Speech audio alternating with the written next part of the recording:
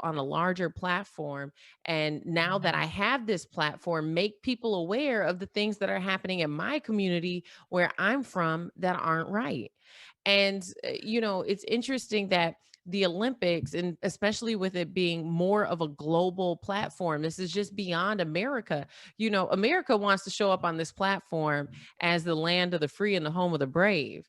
They don't want to show up Mm, as the land that be killing black folks and oppressing them still, even centuries after facts. they're emancipated, right? And so it's Right. this kind of hush hush, be quiet, do what you're supposed to, take this check, go home, and that's the end of it. And that's where they want to leave it. But for people like Gwen Berry, who has a reality of living in black skin in America, she can't do that.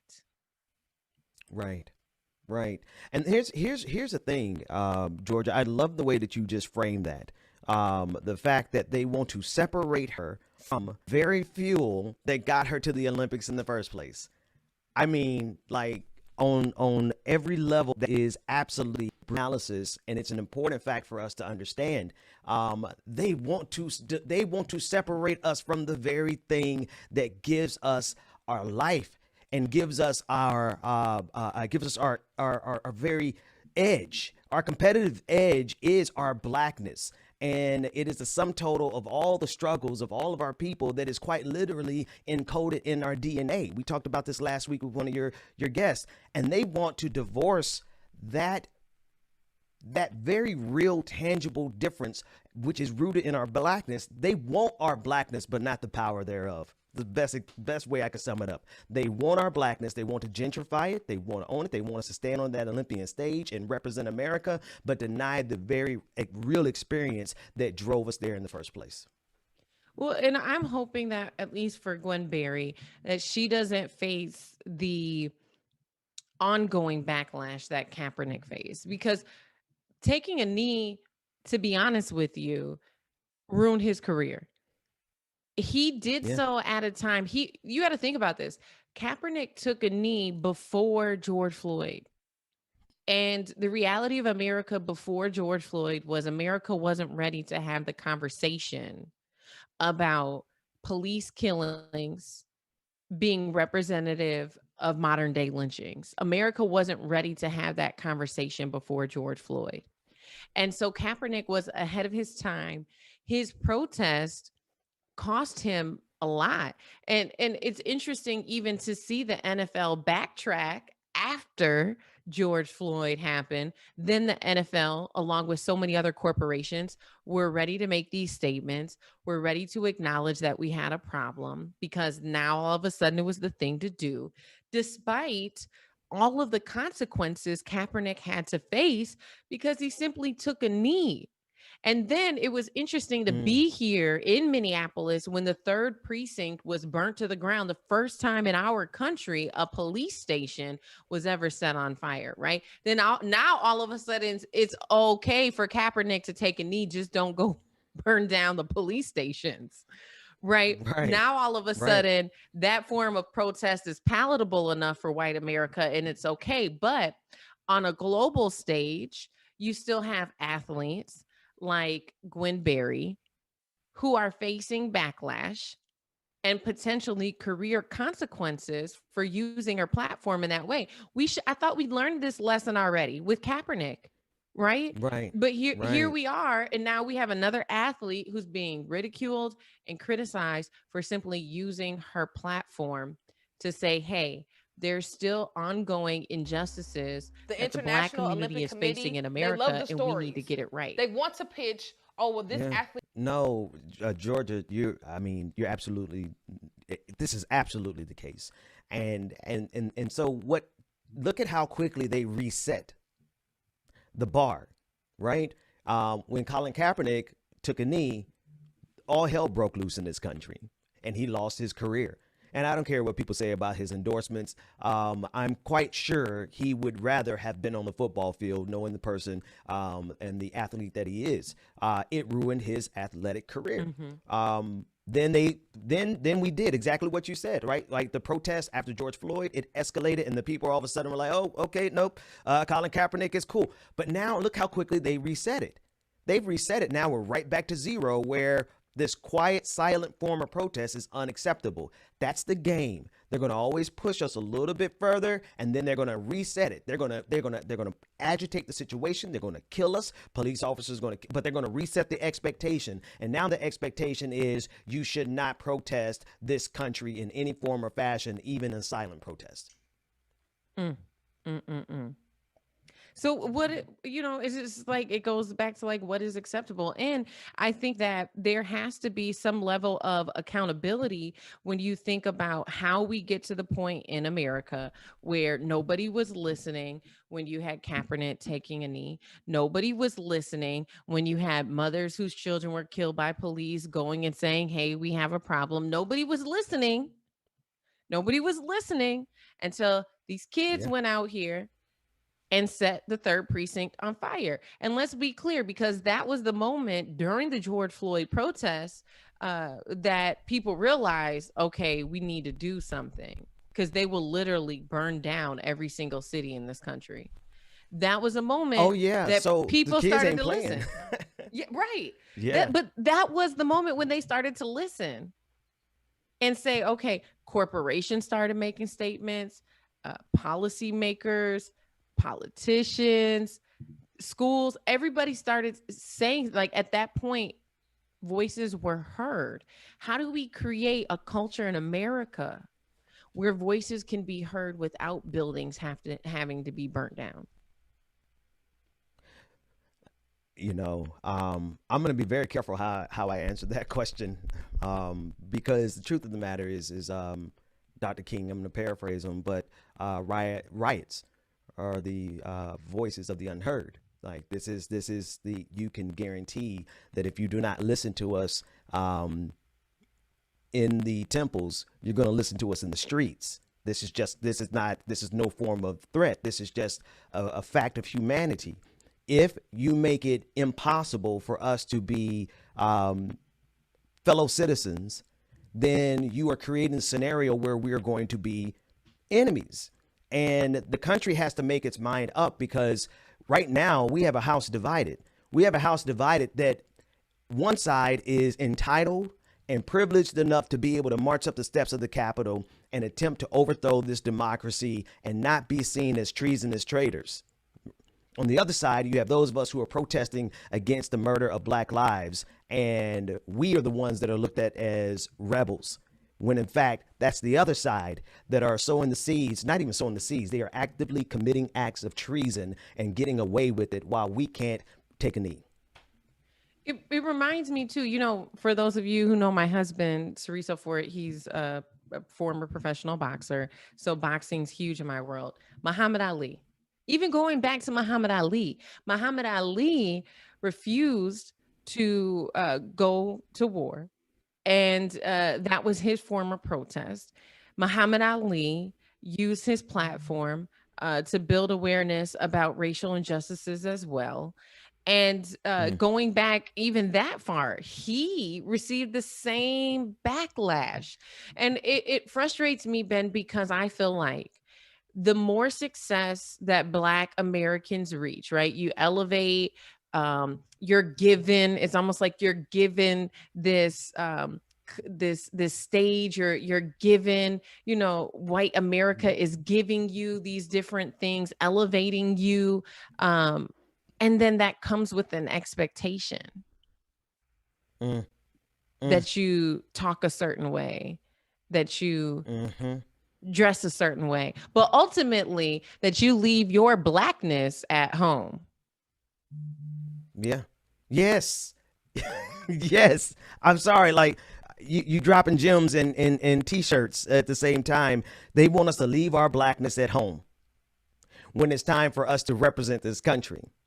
But they don't see nothing but our Blackness when they pull us over, when they in that elevator with us, when they lock their doors when we're walking by in their neighborhoods.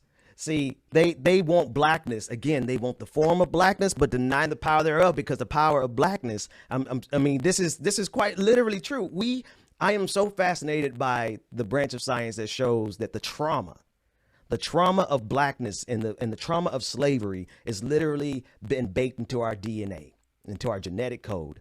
And that is from where our sister is running and doing that's where all, I mean, look at the feats, not just the athletic feats. That's one area where they love to keep us, right? But not only in that area, but in every area. It is a strength that is encoded in our blackness because we have had to be survivors of everything this country has ever thrown at us. And they don't want us to use that for our own liberation. They want us to use that for their entertainment. And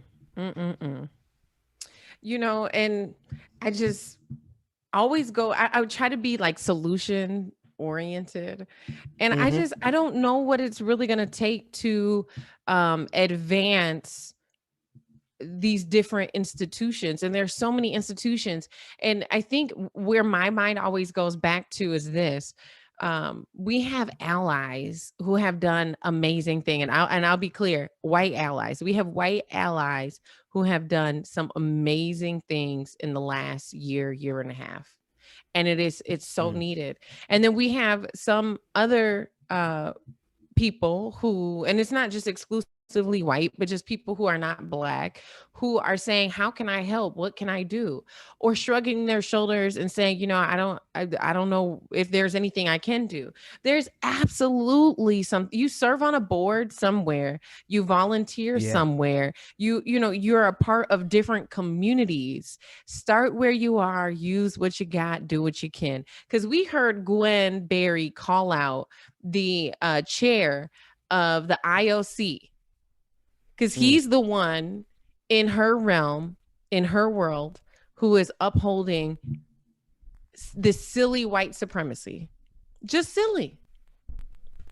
And so I just want to encourage people, whatever communities you're a part of, whatever boards you serve on, whatever institutions you're in, you can absolutely make a difference. There is no reason why a Black woman in America should get in trouble for putting her fist up.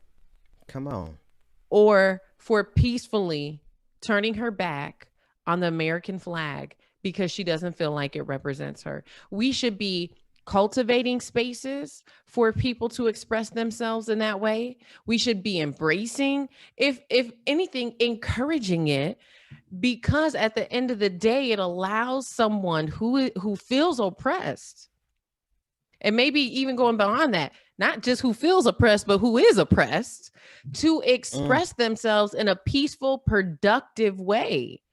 And if we don't create those spaces, if we don't take ownership for the communities we're a part of and cultivate and encourage spaces that allow for that type of protest to happen, then you can expect, it might not be the next police killing, but maybe the one after that is going to happen again, that something's going to burn, because America is not changing. And the reality of what does it look like for America to change, the reality of what that is, it looks like you changing. It looks like you doing something in your boardroom. It looks like you doing something in the schools in your community. It looks like you doing something at your workplace. That's what it looks like. Yeah. And if y'all don't start doing that now, if you don't start creating those spaces now, I promise you, we're going to be in the same situation we were last year. And it's just a matter of time.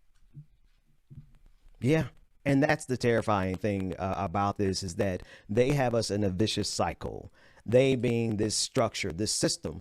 And when we talk about these systems, these systems are absolutely operating the way they're designed to operate, which is on the backs of Black people. And these systems, they have us in a vicious loop.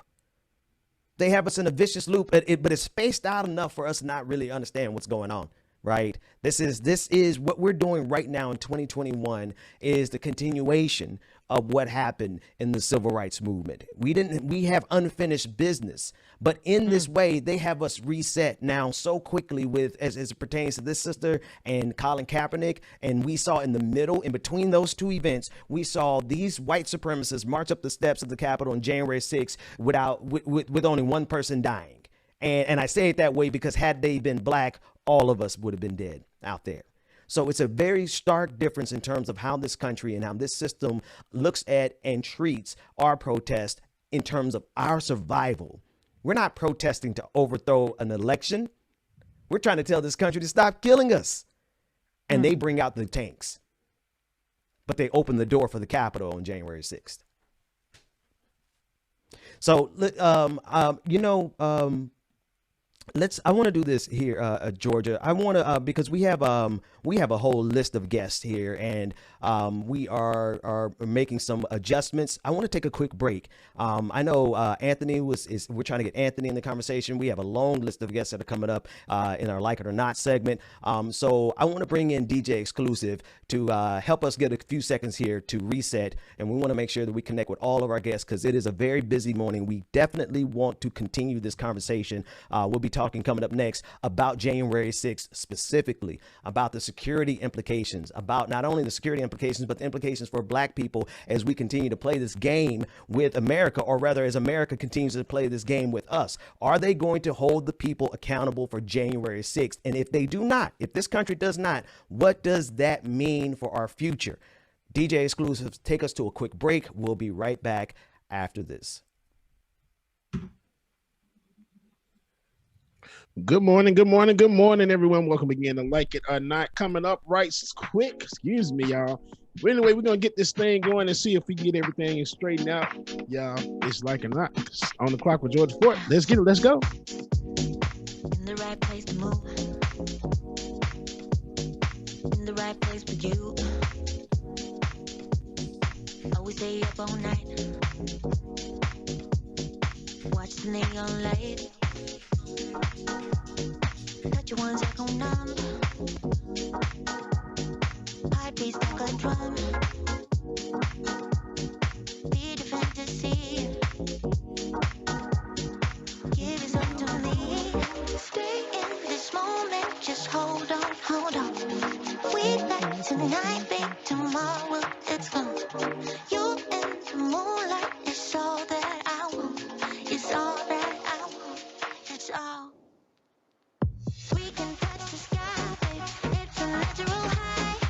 I know I'm alright when I Good morning, everyone. Good morning, good morning, good morning. do me funky, funky, give it to me. Give it to me funky, funky, give it to me. Give it to me funky, funky, give me that beat, that funky, funky. Give it to me funky, funky, give me that beat, that funky, funky. Give it to me funky, funky, give it to me. Give it to me funky, funky, give it to me, baby. Face towards the stars. Feel my beating heart. All up in my soul. Tiger, good morning, good morning. This is Give It To Me Funky by House of Say, y'all. Touch your one second numb. Heartbeats like a drum. Feel the fantasy. Trying to give y'all a good old groove. It is the end of Pride today, but Pride goes 365. Let's not forget that. But the end of Pride Month as the America, country, the rest of the world celebrates it. But hey, remember, Pride goes on 365 a day, okay? A year, excuse me. It's the coffee. It's the coffee. It's all. We can touch the sky, babe. It's a natural high. I know I'm alright when I look into your eyes. Give it to me funky, funky, give it to me. Give it to me funky, funky, give it to me. I'm not going anywhere. Maybe it's because there's something in the air. Seven Sweetheart Melanie, good morning, y'all. Lisa Noel, good morning, everyone. No, I don't even care anymore. It's like we're losing our That's right, all Pride, all the time. one thing on my mind. Baby, one day I'm hoping that you will be mine. Turn my life around. Wow. So where do we go when everything feels like it just stays the same? Where do we go? Shout out to everyone that's streaming us this morning, y'all. YouTube, Twitch, Twitter, Facebook, wherever you're streaming from. Make sure that you hit that like button, y'all. Share, comment, subscribe, so you know when liking and not on the clock and everything else on the Benjamin Dixon Show channel is going down, y'all. Let's go.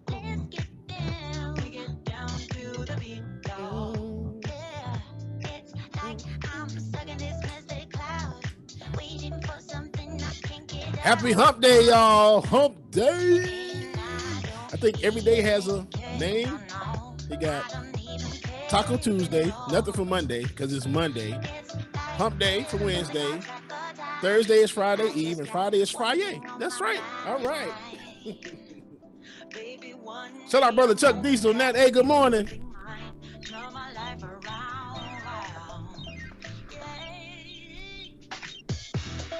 Where do we go when everything feels like it just stays the same?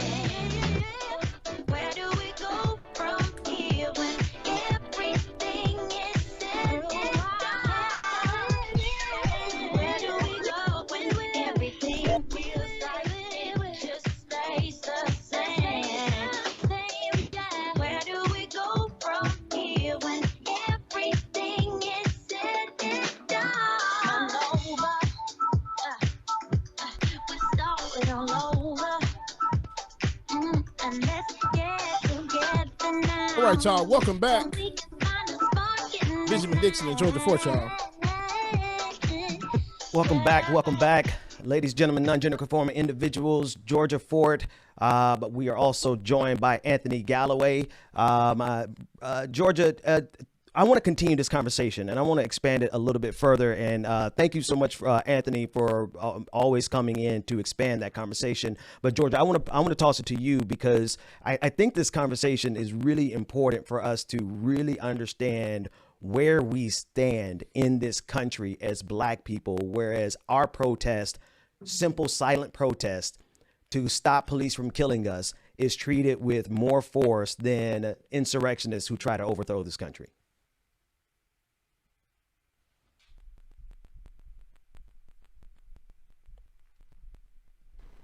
And I'm not sure if we can hear Sister Georgia. You're on mute. So there we go. So you bring up a good point. I think there was about 520 people that have been charged for different crimes on January 6th. But the thing that stood out to me is that no one has been charged with murder or manslaughter or for the 5 deaths that occurred on January 6th. No one has been held accountable for that. And I think that when you juxtapose that against an Olympian who is simply putting her fist up or turning her back to the flag during the national anthem, we have some very serious issues here in America, the way that we respond when Black people are standing up and using their voice in a peaceful way,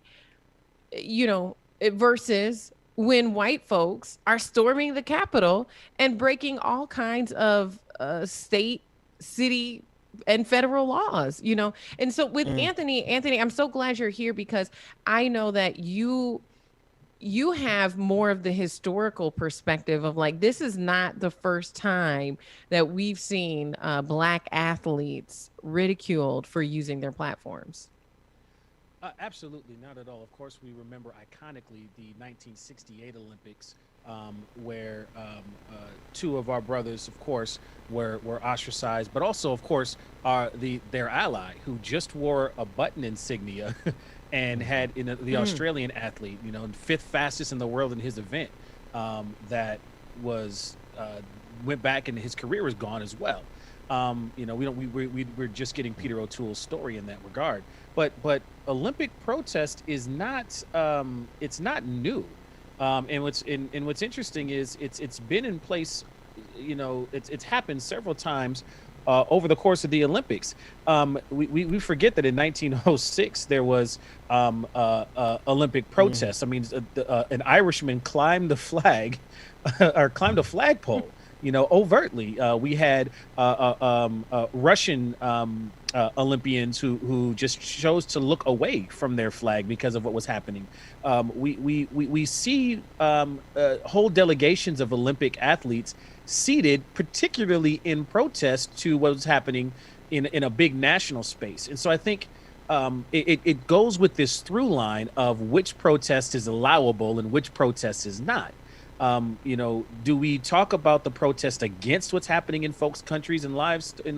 That's one thing. I mean, we have the Iranian judo Olympian who refused to engage in a match with an Israeli opponent because of what was happening there. So the protest piece is not new. I want to call attention and add to the fact, just for some equity, the fact that we have seated and not seated countries for not going along with the quote unquote global zeitgeist. We seem to have attention to when there are atrocities that are happening in a particular world, as long as everybody is informed that it doesn't hurt the Olympic Committee's bottom line. I think we need to be clear about that. So protest is allowable when it doesn't rock the boat in terms of the interests of the IOC. But where protests are particularly fine, especially when we choose not to hold an Olympics in a certain place. Is that not an act of global protest against what's happening in the country? But yet that's not on the table. So I think there's a definite through line between all of those things. And then the only other piece that I'll bring up is the overtness of the disparity. It's not just on the margins. People died, officers, law enforcement died as a result of January 6th. Even in Minnesota, where I'm, on the ground, we had outside folks come in and burn down a precinct and have been held accountable and are being convicted, of arson for it, with 0 deaths. And yet one is looked at as something, to the tones of terrorism, and yet January 6th is not. And we actually have legislative blocking of even investigating it. So I think there's some contextual things that are necessary in this conversation. Yeah. You guys, this is such an important conversation because the framing here is really going to show us what kind of condition we're absolutely in. Because Anthony, as you outlined, like the stark differences between what we're after in our protest and how this country responds to it, it really shows us that American democracy is optional for white supremacy in this country.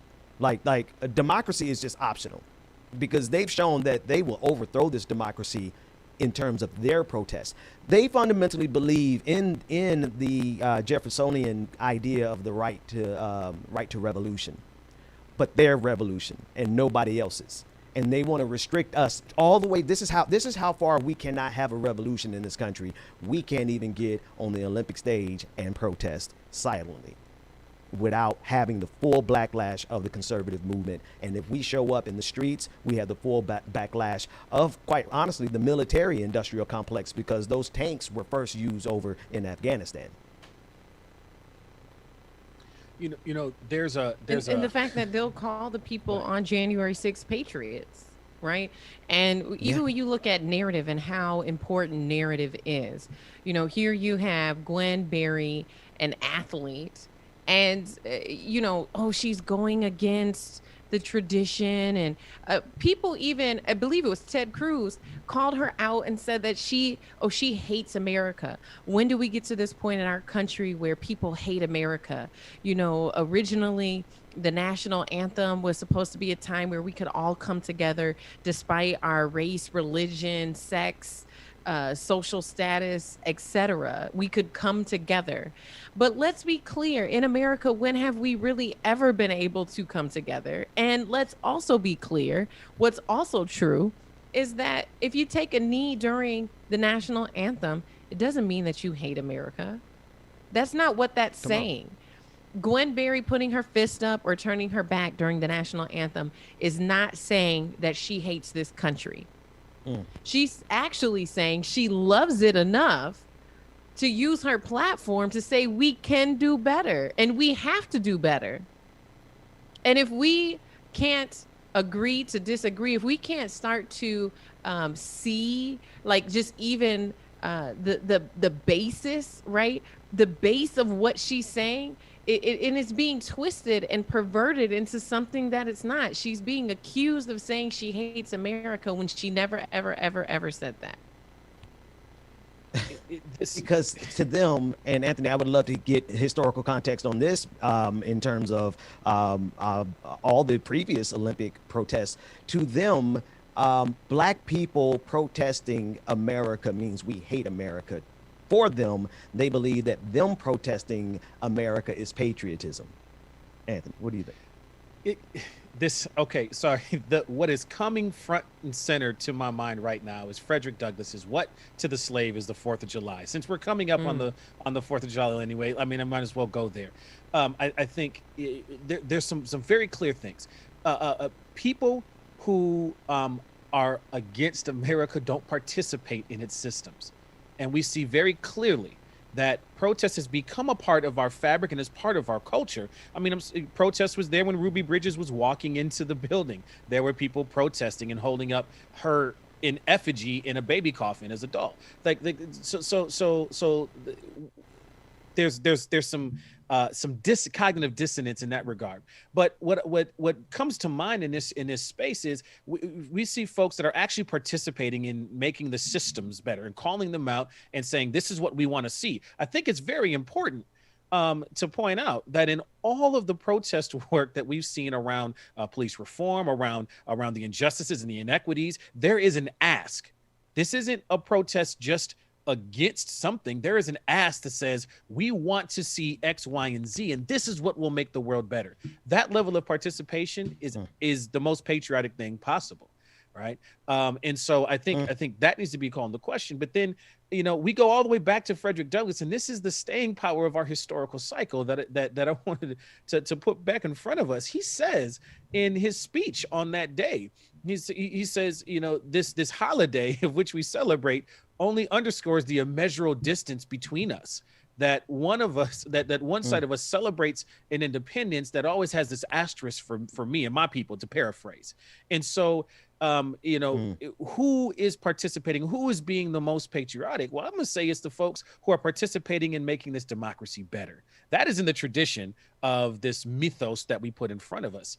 And I think patriotism, trying to call somebody else on their patriotism for critiquing for change, especially when it's changed to make somebody's own personal lives better, that has no effect on you. I think that's an important piece of this too, that the positive changes, these positive changes that are being asked for, do not negatively impact the folks who are resisting it in and of itself. So again, we have a situation where Black protest is not held to the same standard or same degree or same degree of appreciation as the protest of, in this particular space, conservatives who are protesting protesters. So there's a lot of cognitive dissonance in here for me.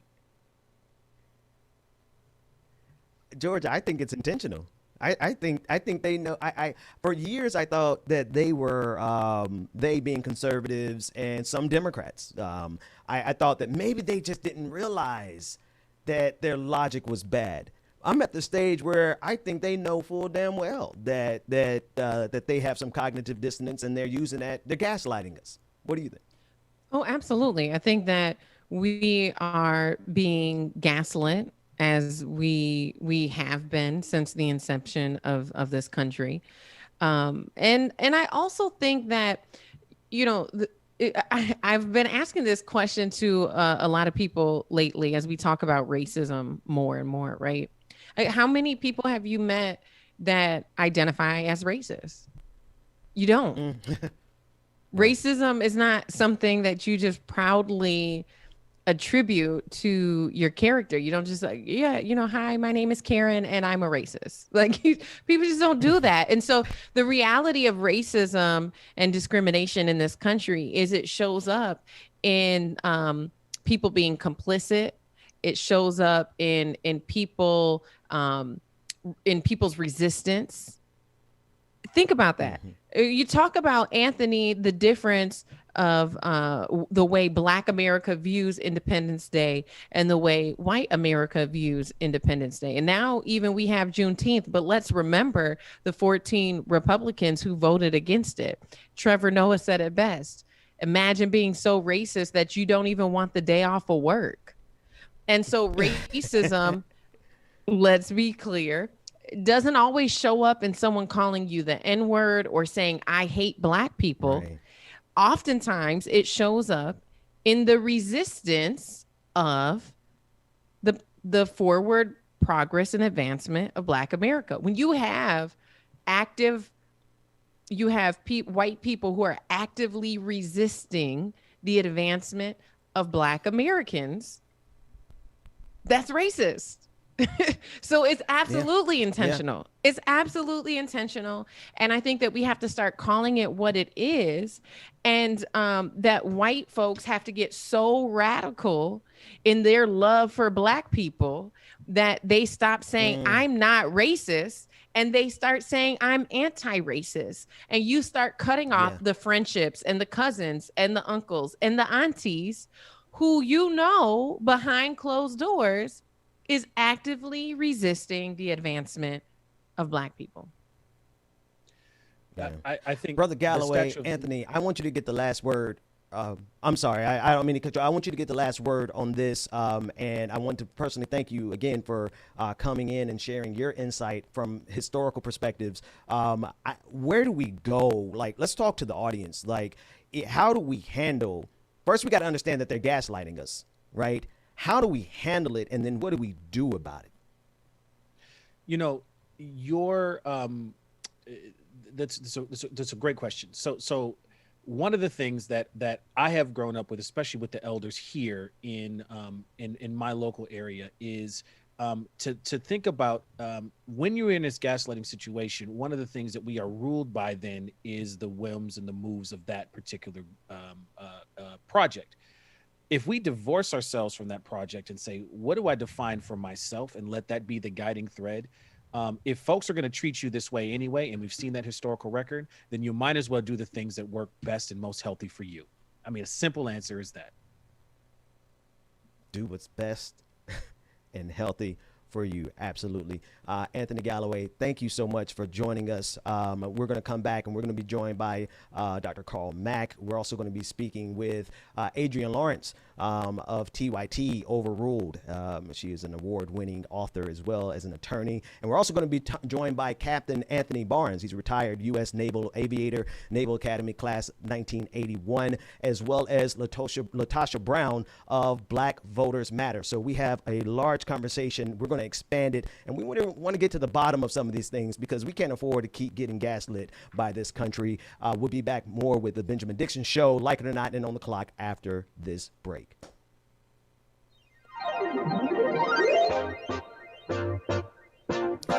Good morning again, everyone. Good morning, good morning, good morning again. Make sure that you're hitting that like button, comment, share, subscribe, all that good stuff, y'all. And like it or not, it's coming up next, so let's stay tuned. There ain't no doubt she's got a million problems on her plate, and you know she's gonna chew them and spit them out. She's so above it, yeah, she walks on it, yeah. Shout out to B. Had to make sure I play this song. It's the last day of Pride, y'all. Happy Pride Month again. Cause you know she's getting through it. So don't despair. She's got what you want. She's got what you need. You know she's got everything. So boy, don't you cry. Leave all your worries behind. Just come to mama. Come on. Just come to mama. She'll take care of all of your drama. Baby boy. Just come to mama. She's gonna make it alright. She doesn't always feel like she's a queen, but you better not forget it. So bend the knee, and if you wanna be a knight, Lisa Noel, I love you too. your loyalty, you better listen to me. She's got what you want, she's got what you need. You know she's got everything. Y'all get a chance to see my big old arm. This the other one. There you go. I'm hulking over here, y'all. Good morning, y'all. Just come to mama. Come on. Just come to mama. She'll take care of all of your drama. least immediately got something to look at least on it. Boom. There we go. Tattoo. There we go. You're blind. There we go. There, right now. Yeah, I know she's stressed, but that makes me even stressed. Cause she talks about Exactly, Street the Dragon. If the shoulders are moving, you know that it's Bubba, y'all. my desires. She sways her hips and I. Good morning again, y'all. Make sure that y'all hit that like button, y'all. Make sure that you hit the like button. Industrial Arts Denver, thank you for your super chat, sir. Said pride never ends. Big love to you, Bubba. Thank you so much, sir. I appreciate that. Baby boy, just come to mama. Come to your mama. Just come to mama.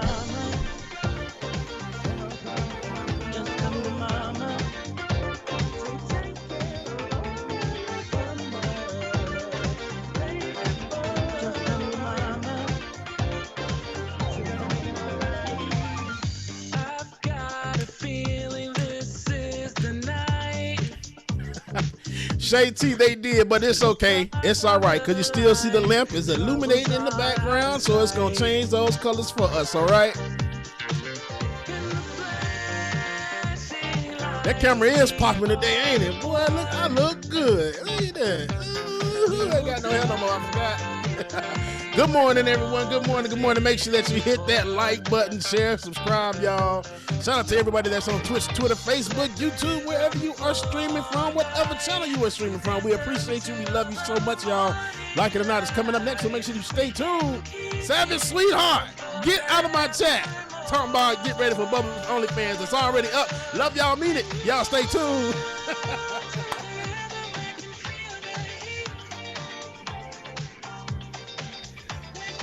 Barrett, I appreciate you.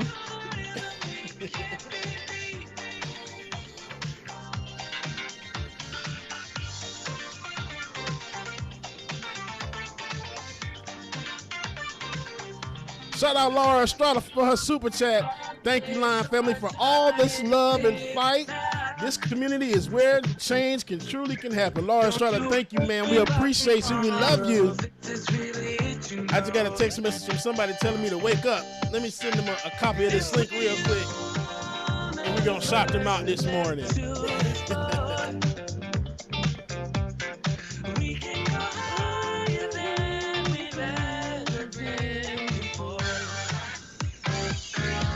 Giving me Daft Punk vibes right here.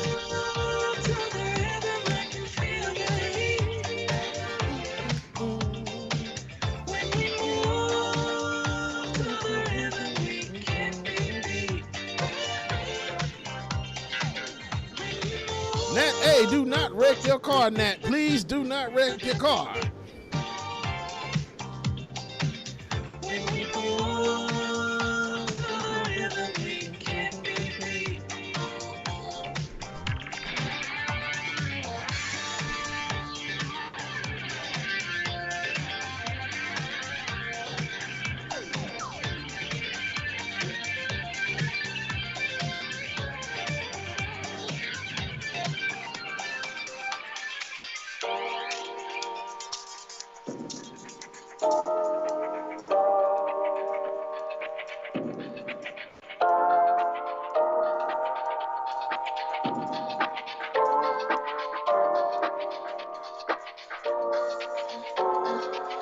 I'm a little bit naughty, I'm a little bit too consumed, but every part of my body is telling me to run away from you. Come a little bit closer, yeah, yeah. Come a little bit closer, yeah. You're a little bit crazy. It's been days, but you never change. What's love got to do with it? He comes around, better knock that stuff down. Come a little bit closer, yeah, yeah. Come a little bit closer, yeah. So all my ladies who got a brother that doesn't treat them right, put your finger right in his face and tell that man bye-bye. I'm too fly, I'm too fly. Bye-bye, bye-bye, bye-bye. You're a little bit selfish. You get mad every time you lose. You can't take me with you. I'm scared you're gonna blow your fuse. Come a little bit closer, yeah. I can really start over, yeah. In the back of my mind, there's someone waiting on me. You're just wasting my time because you're scared and lonely. Finally got some closure. Yeah, I can finally start over. Yeah. So all my ladies who got a brother that doesn't treat them right, put your finger right in his face and tell that man bye-bye. I'm too fly. I'm too fly. Bye-bye. Bye-bye. Bye-bye. Here's to the memories. Cheers to who used to be. Your friend said that you left me. I'm glad that's what you believe. All my ladies who got a brother that doesn't treat them right, put your finger right in his face and tell that man bye-bye. I'm too fly. Too fly. Bye-bye, bye-bye. You stay home and be nice. Boy, I will be gone all night. I can't find by myself, 'cause I won't be here alone. No. You don't know what you got.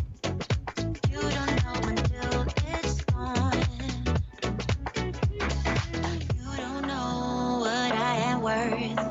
Your words are like bullets now. Sometimes they hurt. I stay high when bullets fly. Out of reach, won't be coming down. I can't wait till it's over. I can't wait till it ends. I'm gonna dip on your shoulder, and I don't need to pretend. Yeah, we are alright, alright. We'll spend another night,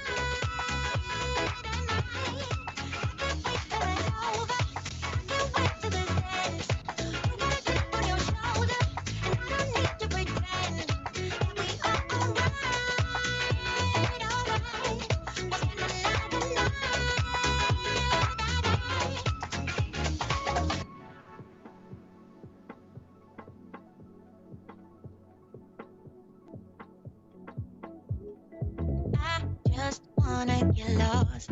It's the only thing I wanna do. I wanna forget where I came from, where there's no getting over you. I am fine by myself, 'cause I won't be here alone. No, no. You don't know what you got. You don't know until it's gone. You don't know what I am worth. Your words are like bullets now. Sometimes they hurt. I stay high when bullets fly. Out of reach, won't be coming down. I can't wait till it's over. I can't wait till it ends. I'm gonna tap on your shoulder, and I don't need to pretend.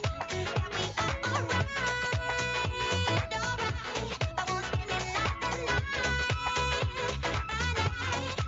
can't wait till it's over. Can't wait till this ends. I'm gonna tap on your shoulder, and I don't need to pretend. Welcome back, everybody. We have a busy day this morning. Again, obviously, you know today is Wednesday, June 30th. It is coming up to the top of the hour. We have quite a few guests that are going to join us to discuss all of these conversations that we have ongoing, both January 6th, as well as the differences between how we are treated as Black people in this country in terms of our protest compared to the insurrectionists of January 6th.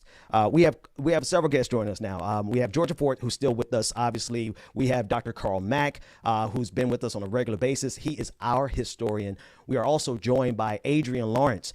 She is the author of an award-winning book, and she's also the host of TYT's The Young Turks Overruled. She's going to be joining us in this conversation. And we're also joined by Captain Anthony Barnes, who is a retired U.S. naval aviator, Naval Academy class of 81.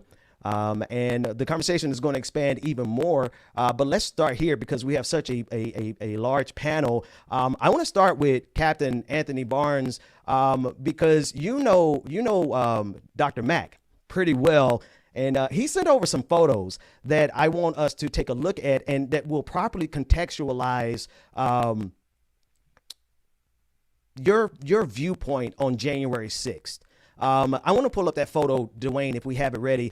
It is a photo of Captain Barnes, and he is speaking and he's giving advice and counsel to Condoleezza Rice and Dick Cheney on 9/11. And so as it compares to everything, Captain Barnes, that we're talking about in January 6th, could you speak to the significance of the security threat to this country that the insurrectionist attack that we saw on January 6th actually poses to this country? And thank you for joining us for this very important conversation.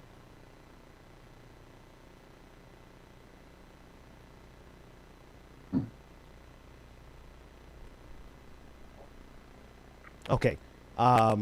All right, so we're going to take a quick pause there, and we're going to come back to Captain Barnes when we get that connection. I want to go with Adrienne. Adrienne, you are here on the screen with us, and we just got through talking about the Olympic athlete. Our sister, just so you know, I have as a champion, a video, but I have no. That her protest is unacceptable. I want to start there because we know very well that no matter how high we go, they don't want our full blackness. They want the blackness that they can monetize and capitalize on. Talk to us about that.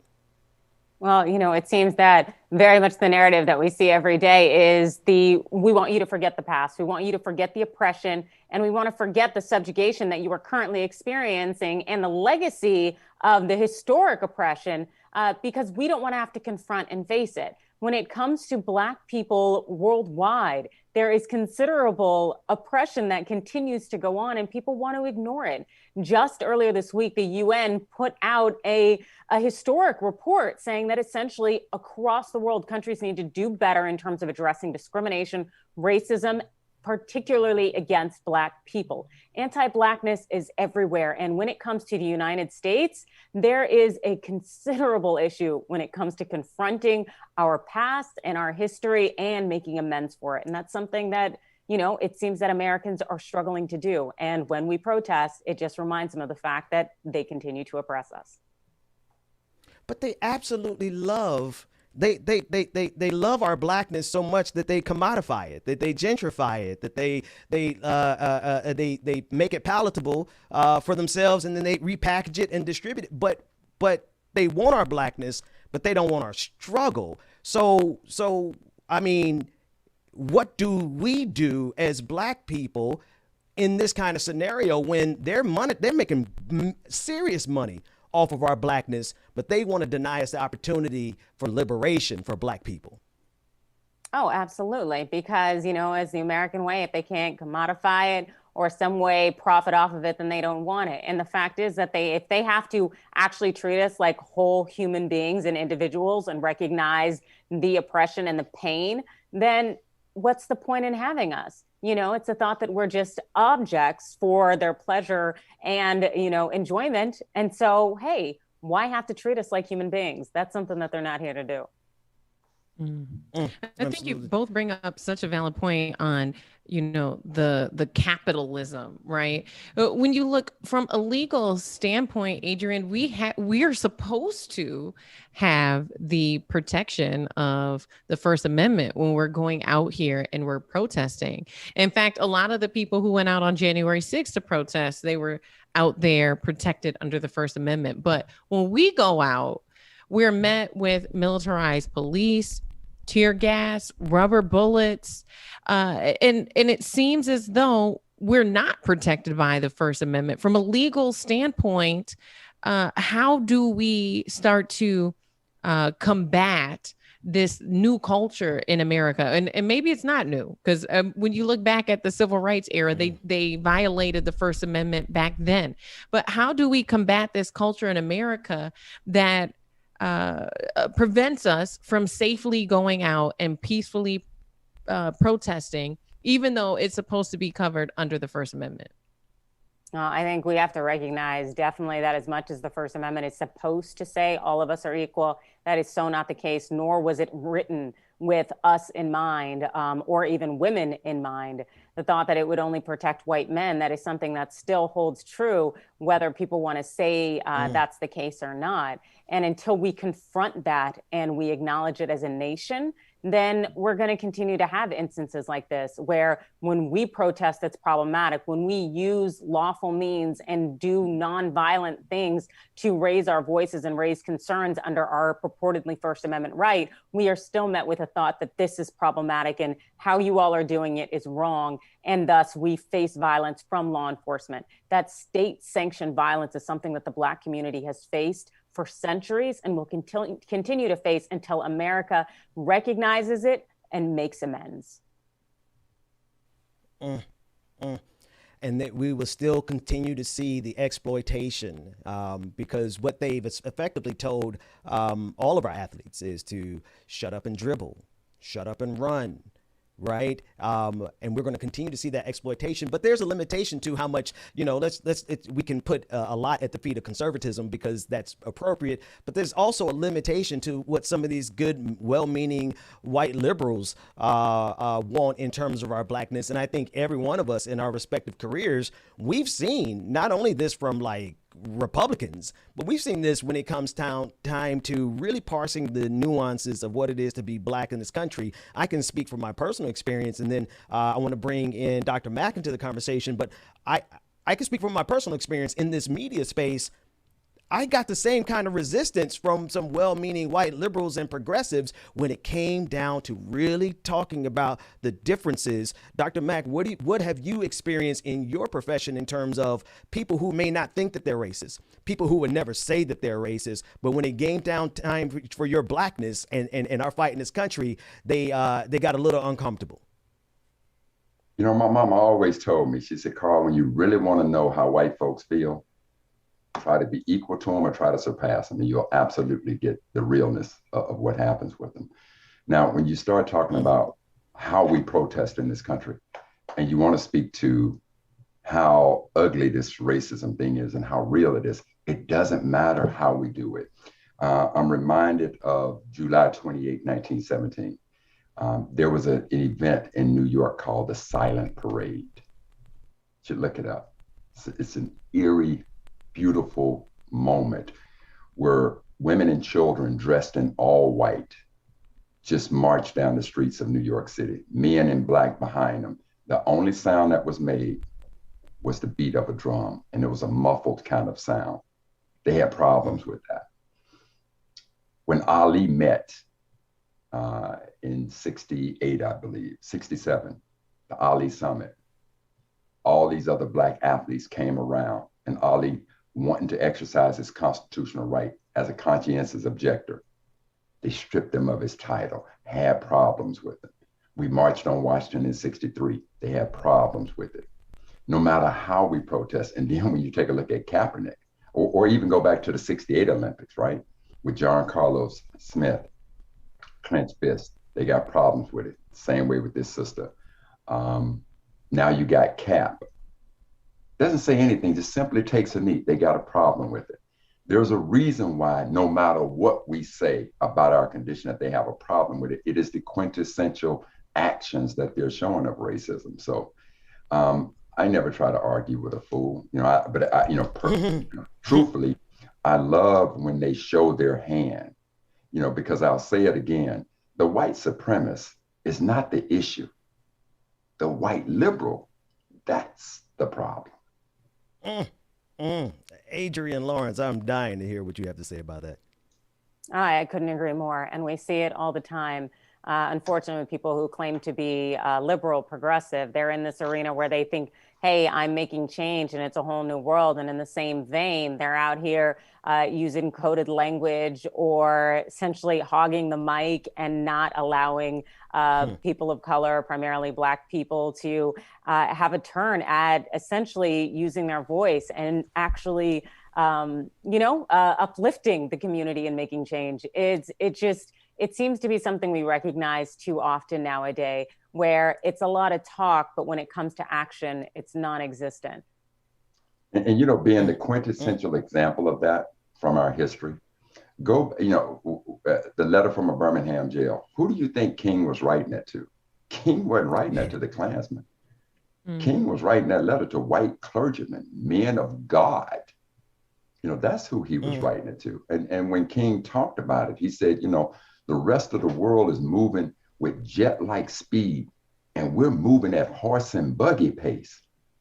So, you know, our history is there. So I agree that white liberalism, that those are who we must absolutely be on the guard for. I want to bring Georgia. I want you to speak on this, because one thing that I just heard from both Adrienne and Brother Mack is that the white liberal will actually. I want to hinge it on something you said, Adrienne.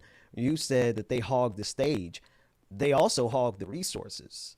Right. There's a very controlled mechanism in terms of the resources that are released to Black people, whether you are a white conservative or whether you are a white liberal. And one of the most stark places that we have, I've personally seen it, and I know you have, has been in media and our ability as Black people to tell our own narratives. Absolutely. And when you think about liberals who would tend to pride themselves on being progressive and inclusive, you know, a lot of that boils down to lip service, and it is convenient for them to pride themselves on those things, to market their companies with those core values. And to your point about resources, and leverage the resources that come along with being progressive and inclusive. But when the rubber meets the road, they don't want you bringing that rhetoric, and that's what they call it, into their spaces. And at the end of the day, they also have the privilege still of unplugging from that movement and from that struggle and going to their cabin on the weekend and going on, you know, their vacations and going overseas. And so, you know, Brother Carl, when you talk about how we're moving so much slower, when you look at other countries, they don't have the same, for the most part, the ones that we look to in being advanced, they don't have this same dichotomy that we're having here in America. And so I think that we have a lot of work to do in our country in terms of embracing the Black struggle. And I am concerned because we saw all of these corporations make these statements last year and pledge all of this money, and yet and still those pledges are yet to be accounted for. And so time and time again, we have these false statements that are put out of who's our ally and who's standing with us. But here it's not even been a full year, and people are nowhere to be found. Nowhere to be found. And Georgia, if I could, you know, I have a personal example of that. And I remember I was watching CNBC, and Bank of America made this huge pledge on the heels of the death of George Floyd. And to this point of Black media and the relationship and the respect that I have for Black media, I reached out because I know that Black media was struggling severely behind the pandemic, lack of advertisement and all of that. And a friend of mine that I was on the board of trustees at one of the colleges is tied in with the hierarchy at Bank of America. So I put the challenge to him that, look, you know, Bank of America has pledged this incredible amount of money, and I'd like to talk to him about doing some major advertising with the Black press. So as soon as I made that call, he made the connection. We got to talking. And when we talked about real issues that was going on in our community, all of a sudden the conversation just completely stopped. Emails went unanswered. Since then, I haven't heard anything from them. So to your point, if you looked at a report card on what all of these companies said on the heels of the murder of George Floyd, and here we are just a little over a year later, I guarantee you the majority of them, the overwhelming majority of them, would get an F. And that includes Disney with the way, when we're talking about the way that they deal with Black folk when we have our voice. I'm still not forgiving Disney for what they did to Jamel Hill at ESPN. So Yeah. There's two quick things. Right. Two Yeah. quick things. When you look at all of these companies that made these huge pledges, and they're still making them today, when they put their press release out about how much money that they were going to give and invest in Black businesses or the Black community, usually there wasn't an application. It wasn't like, here, click here to apply. So how did they select people for that money? Where's the transparency in their process?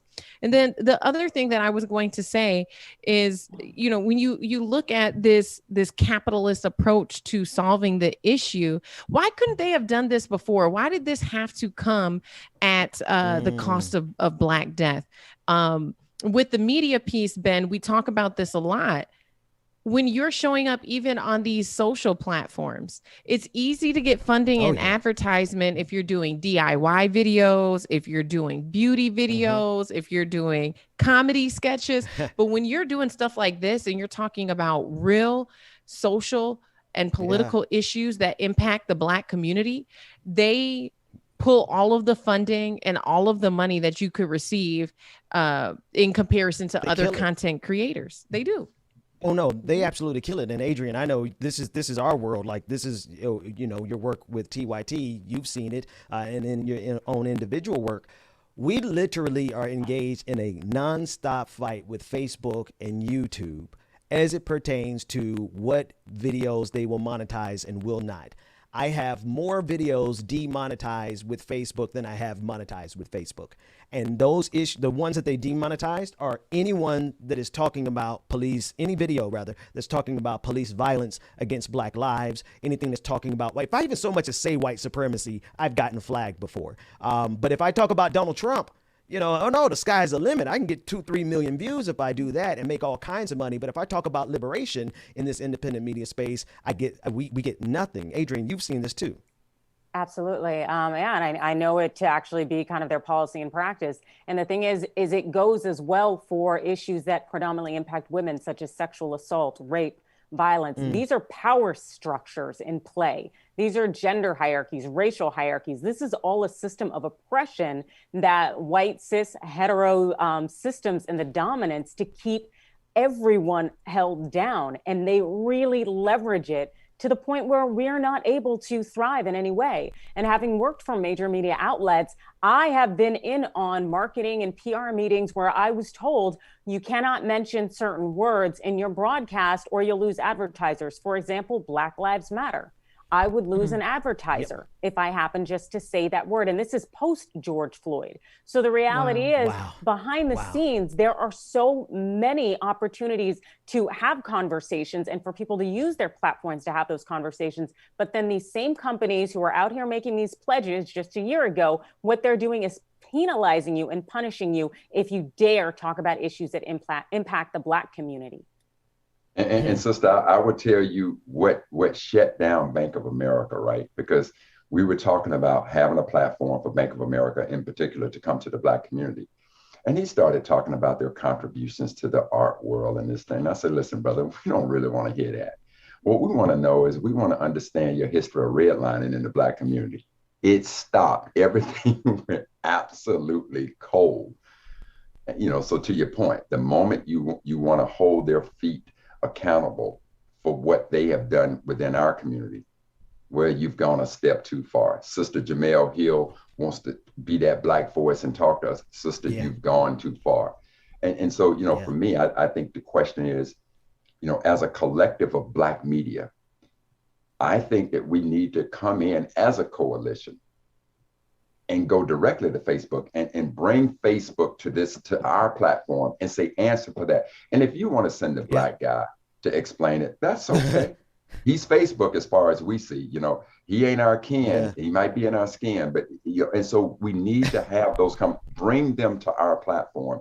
And again, if we could do that from a collective standpoint, and you got all of us from around the nation, because, Ben, I literally had that, and I had no idea about the games that Facebook could play with Black media via their algorithms. Oh, yeah. I've spoken to 3 different people within the media source, within Black media, who have described the type of games they can play. But listen, I'm gonna cut that off because I see Sister Brown is with us, and I Yeah. know she's on a tight time frame. So Yes.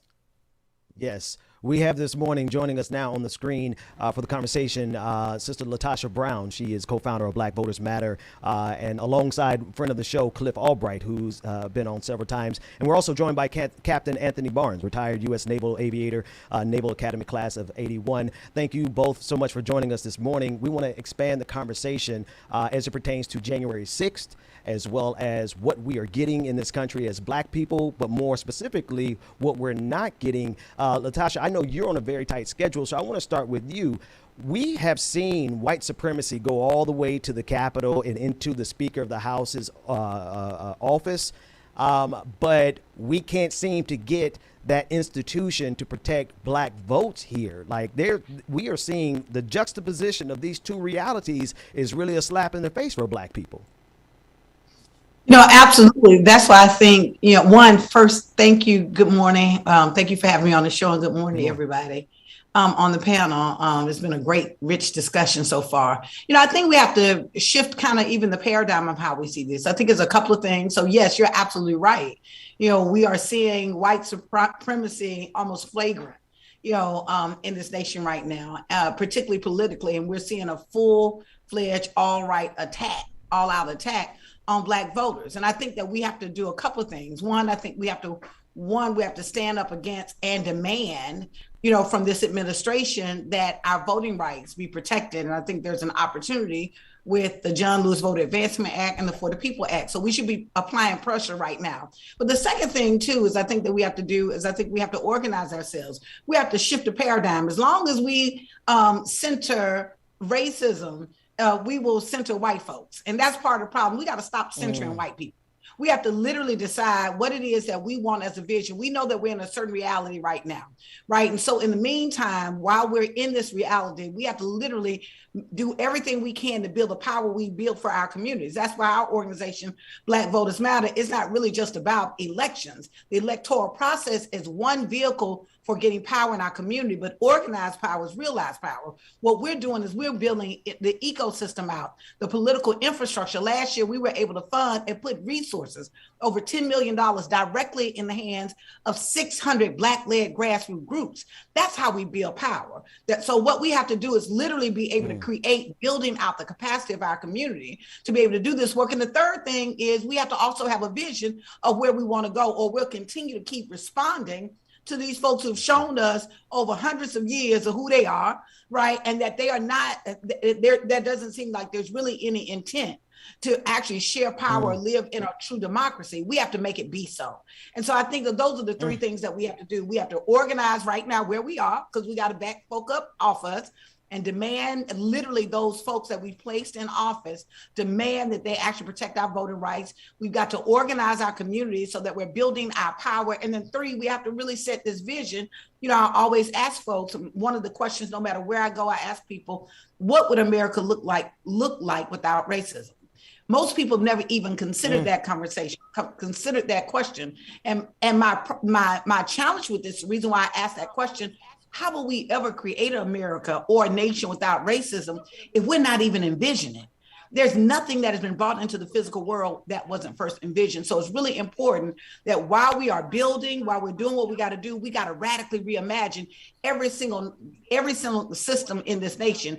And the bottom line is we don't need to lose heart. Part of the attack is not because we losing, y'all, it's because we winning. There are some things that are like the old dinosaur is on his last leg. Like this is Custer's last stand. So I often refer to this period as the death pangs of white supremacy, because either white supremacy is going to survive or democracy is going to survive. And which brings me to you, Captain Barnes. Thank you again for joining us. I'm looking at January 6th from the perspective of the threat that it actually poses to this country. I actually, for a minute, I stopped talking about it because I didn't want to sound like an alarmist. But when I saw when I saw that Confederate flag in the rotunda, like when I saw them with their feet up on the Speaker of the House's desk, to me, that signified that this is a clear and present threat to the United States of America, yet it's Black people who get treated as if we are such. Well, once again, I also would like to thank you for the opportunity to come on your show, Brother Ben and Sister Ford, and my good brother Carl Mack. You know, that's my wingman, that's my ride or die, and so we go way back. And you know, this opportunity to talk about a perspective of a veteran compared to a you know, everyday citizen. It absolutely breaks my heart to see the videos of all of the military retirees, military veterans, active duty military members that participated in what is without question an insurrection. Statistically, military veterans have been overrepresented in those that have been charged in this insurrection. Nearly 1 out of 5, almost 20% of those charged have a military background. Now, we only exist in the population at 7%.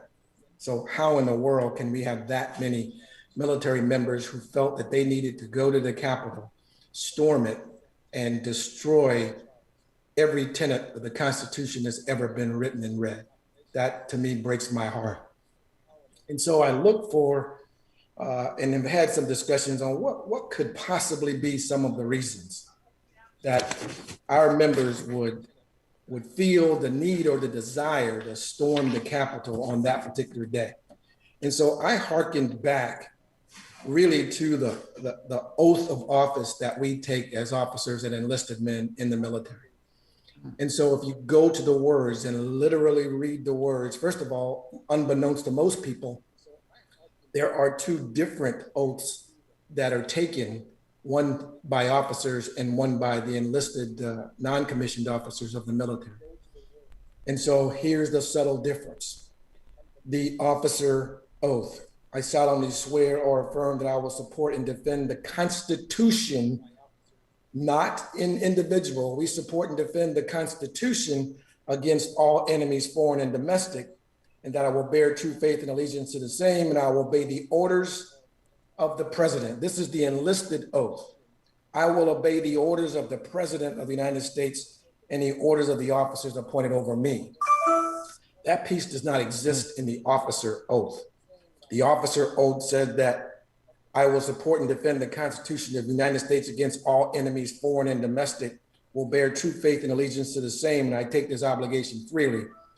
And so I have to believe that these members felt that they were supporting and defending the Constitution in some twisted way. I don't know how you can come to that realization, but they felt allegiance to the president. They felt allegiance to Donald Trump. And that's a dangerous thing to put yourself into. And here's why.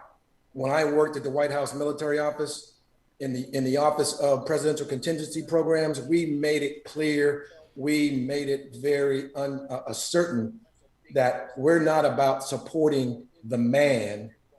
We're in support of the presidency, the office of the president. And that's what makes it easy as a military member, regardless of your political affiliation, to support the presidency. It doesn't matter who's in the office as commander in chief, we support the presidency. And so these misguided members are somehow under the impression that they were doing their solemn oath, following their solemn oath by storming the Capitol because they pledged allegiance to a man and not to an ideal. That's my I do. What's going on. Wow. Go ahead. I would like to share just a quick thought around that. While I think that there is some, I agree that there's some truth with that. Let me say that we always operate and give space and grace to white folks around ignorance. It ain't ignorance. At the end of the day, these are also, let's be clear, like there were millions of white folk, right, in this country that succeeded from this nation because they did not want the end of slavery. My point is this whole system, this whole idea that white folks in some way value democracy and even this allegiance. No, their allegiance wasn't just to Trump. Their allegiance is to white supremacy. Their allegiance is to white control and white privilege. And we've got to call that out because at the end of the day, it creates this context as if they're just innocent and following orders. No, while he has manipulated and used that space, I am clear that there is a continuum contingent in this country that is willing to destroy democracy, that don't fundamentally, matter of fact, I would even argue that Black folk in this country make democracy be real. That fundamentally we have been consistent around our fight for democracy. They have not. And so we have to really recognize, I think that there is a large group of folk in this nation that are literally, they lend themselves to this idea of democracy as long as it gives them the appearance or the ability to dominate others, that it becomes a propaganda piece, not a principle or a value. And so that's why we have to call it. We have to call it out, and we have to call them to the task, because their actions have been quite consistent. They have not fundamentally shown that they believe in democracy. Some elements here or there, as long as they are in power and in control. But I will say that what we've seen, particularly from our community, to the extent that America has democracy, we have been consistent as soldiers, as in the military, when we were mistreated and treated differently from other folks. The fact that America is still standing and we ain't burned it down is reflective of our belief in something great. That's what I'm. The fact that we as a people, because I'm gonna be honest with you, like we talk about on the show, we're gonna go around the table. I want to get everybody in on this part of the conversation, because we talk about on this show pretty regularly how like there's something that's pulsating in our blood as Black people that is both the element of our edge. We work harder. We have to. We survive trauma. We've had to. We are literally survivors. Like, if you want to see the survival of the fittest, we are the product of the people who survived the most egregious atrocities in the history of mankind, and yet we're still here. But yet and still, we are treated as if we are enemy number one. I want to go back to you, Captain Barnes, because as we talk about this, you know, it really is a question of how America is going to view what the public enemy really is, because for a long time, America has been viewing Black people as public enemy number one. But those white supremacists showed on January 6th that they are the clear and present threat to this democratic experiment. Speak to that for me. Well, you're absolutely right. And I love, excuse me, I love Brother Mack's comment from a couple of shows ago, where there's a huge difference between ignorance and stupidity. And so when you willingly and knowingly violate laws, and there's no question that anybody who stormed the Capitol on the 6th of January were fully aware of what they were doing. That was their mission. That's what they came to town for, and that's why they did it. And so, as you know, if you look back in our history, you know, the military and the citizenry have turned on itself many, many times. We actually had to pass a law known as Passe Comitatus that forbids the government from using military troops on its own citizens. So there's a long line, a long history of this kind of behavior, this kind of activity. And so I don't know, I can't speak to how the citizenry is viewed by a crazy mob. I mean, those people aren't thinking rationally. So why they thought this was appropriate and the right thing to do, it befuddles me. It's beyond my comprehension. So Captain Barnes, I want to ask this question, because you were in you've seen two very unique experiences, and been at the center of them. You know, when the 9/11 attacks occurred, if I'm not mistaken, you were in the White House, correct? That's correct. On 9/11, I was the deputy director of what's known as presidential contingency programs. And due to the fact that all of the leadership was out of town, I was only a commander in 2005 at the time in the White House military office. All of the senior representatives were out of town. I mean, my boss's boss was down in Florida with the president, and other senior leaders in the White House were in New York at the time. And there was an exercise going on in Omaha. And so I found myself as the senior military member aboard in the White House, physically in the White House on 9/11. And I know that there's a picture that I love looking at, where you're bending down on one knee, and there's a briefing with Condi Rice and Vice President Cheney. And so the thing that I'm asking, here is, having been right there in that decision-making critical role, how did you compare that moment to what you were witnessing on January 6th? Or is there a difference to you? Well, I'll tell you that Well, there are very few differences, in my opinion. America was under attack in both cases. I mean, our democracy was being attacked at the Capitol steps by insurrectionists of our own citizenship. And on 9/11, our country was being attacked by foreign bodies using airplanes as weapons. So they're very much similar, and the same kind of scenario exists. Thus, that oath of office is in effect. Thus, that oath of office against protecting against enemies, both foreign and domestic. But, you know, as Sister Brown is so eloquently stating, but when white folks are looking at white folks attack democracy, and maybe it's not an attack. Exactly that part, Dr. Mack. That's like, because if it's time for America, and Adrienne, I want to bring you in here, and Sister Brown, I want to bring you back into this as well, because in terms of defending America from enemies, domestic and foreign, we need America to make up its mind right now, Adrienne, who they're defining as a domestic enemy, because we have shown, as LaTosha said, that at every turn of this country, we have been there as Black people promoting democracy, serving in the military, serving in wars, doing our part, shedding our blood. And here we see white supremacy has made it very clear that they are a domestic threat. Adrienne, speak to whether or not America is actually going to ever recognize white supremacy as a threat that it really is. I really don't know that America will recognize white supremacy or see us Black and brown faces as equals, because unfortunately, America was built on our subjugation and keeping us down. And, you know, our whole capitalistic system, it really relies on the levels of oppression, on these power structures. And there are things that define a lot of white people's identities, and they are willing to fight to the death to maintain that sense of supremacy, that superiority. Otherwise, it's like they don't feel that they have anything else. And also, what's the point? Because our entire system is built on it. So I really don't think that America in its own can ever recognize it or truly dismantle it. I think you need to dismantle essentially the entire system and start anew.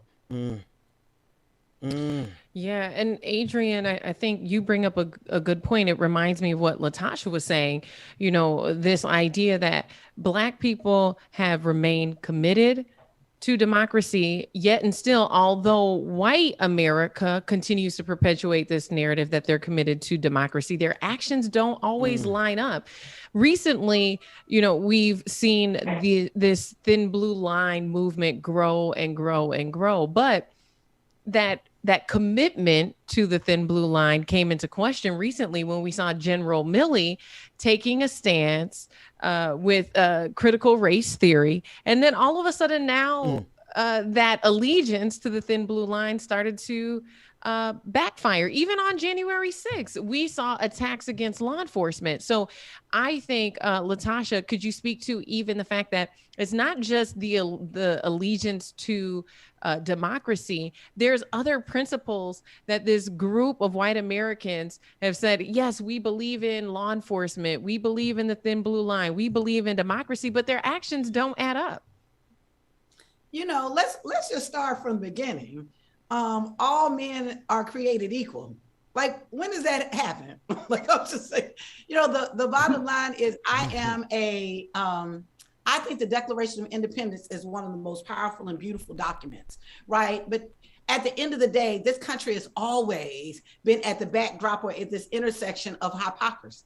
At the end of the day, at the same time they were creating and drafting a document that said that all men were created equal and endowed by their creator, they were enslaving millions of Africans and creating genocide on our indigenous brothers and sisters. And so, and even if you were a white man, if you didn't have property, you know, for some reason you weren't you weren't considered equal either. And women, forget it, you were nowhere in the space. My point is that America has always been this dichotomy of, one, what is the propaganda and idea of America, and then two, what is the actual practical application, and if it's to be real. The beauty, what I do think that the contribution of what Black people have made in this country is that fundamentally we have literally, to the extent, we're testing all of those systems. We literally expose America in a particular kind of way, right? Not just to ourselves, to this nation, but around the world. And I also believe that we have, to the extent that what we've seen democratic practices that we've pushed and had to force and drag this country along around that.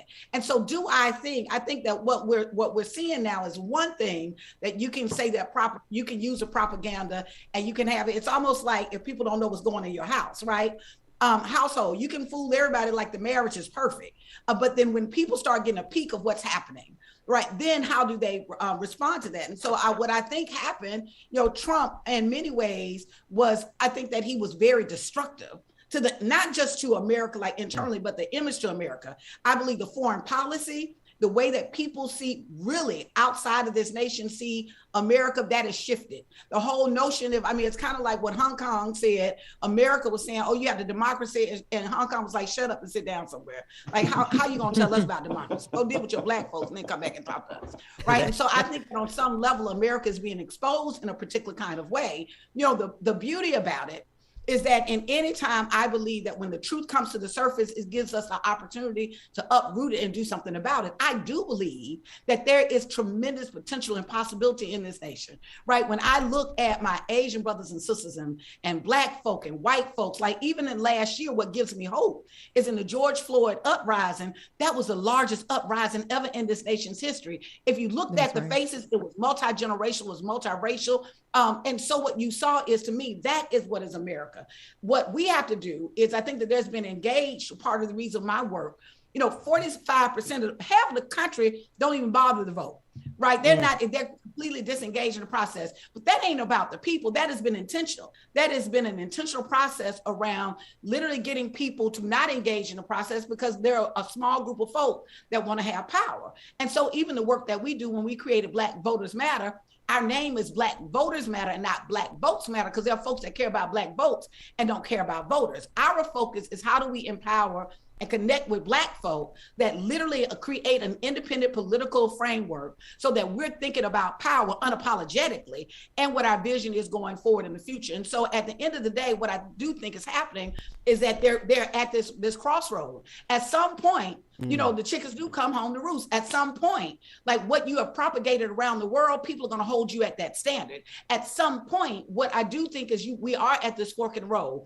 White supremacy is no longer going to be able to carry America forward, right? Literally what is going to happen is this country is going to implode. It is going to be a democracy, or it will not. It cannot sustain. It is at both of those things at this point are literally bumping up against each other. And so it's going to be interesting to see what America chooses. If they choose, like white America chooses, if they choose literally moving forward on how do we go to another step around this American experiment, or how do you kill it? Because both cannot coexist. What exists in the Declaration of Independence, that cannot exist in the context of white supremacy. Preach. And so that's where we are right now. And LaTosha, Lincoln talked about you preach right there. President Lincoln talked about this divided nation in his Gettysburg Address. But as I was listening to you speak truth to power, the whole danger of critical race theory, just sat right on me. And so I look at the Civil War this way as we're trying to describe this. When the Civil War was fought, you got to remember there were fathers fighting against sons, brothers fighting against each other, cousins, families sitting on opposite sides of the spectrum. And when this bloody conflict ended, and we knew that it was fought over slavery, America decided, look, man, we got to heal. We got to heal on the issues that tore us apart. Well, the issues that tore us apart was families that fought against each other, and those families fought against each other because of slavery. So race was an issue. And so what did we see America addressed? America addressed white folks. So what did Lincoln do? In his second term as a Republican, Lincoln said, in order to heal white folks, I'm going to bring in a Democrat, Andrew Johnson. In order to heal white folks, I'm not even going to charge you with treason. As a matter of fact, I'm going to let you put your statues up and glorify those treasonous acts.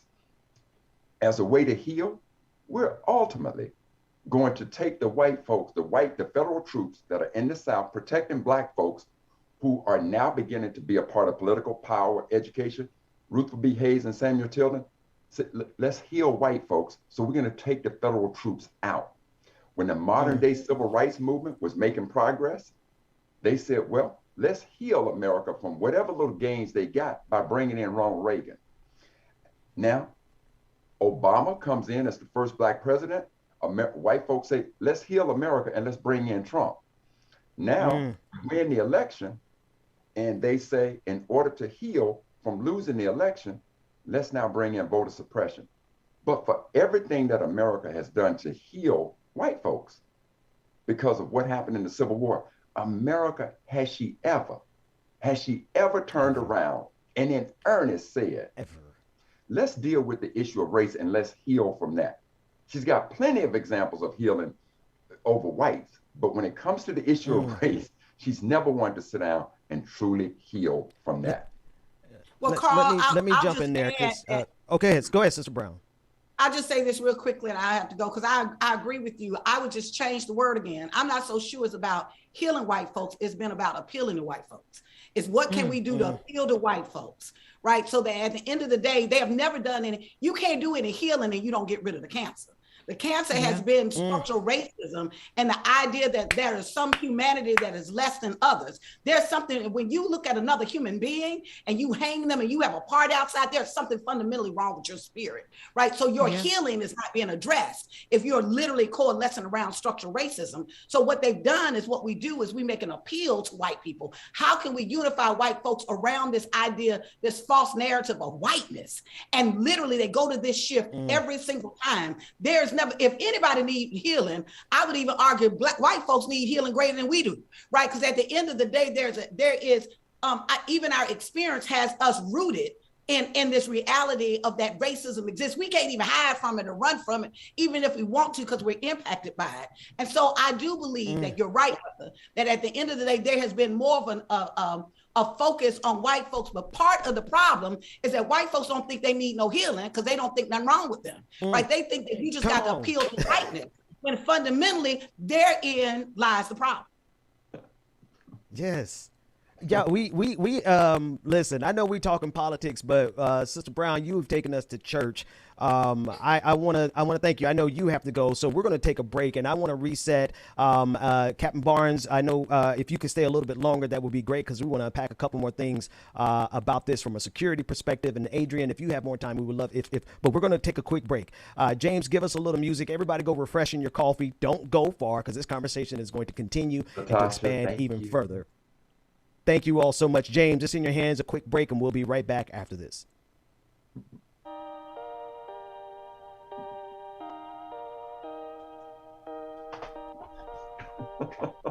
No, I literally got to go get more coffee, guys. I'll be right back. Good morning again, everyone. Make sure that you stay tuned. We'll be right back, y'all.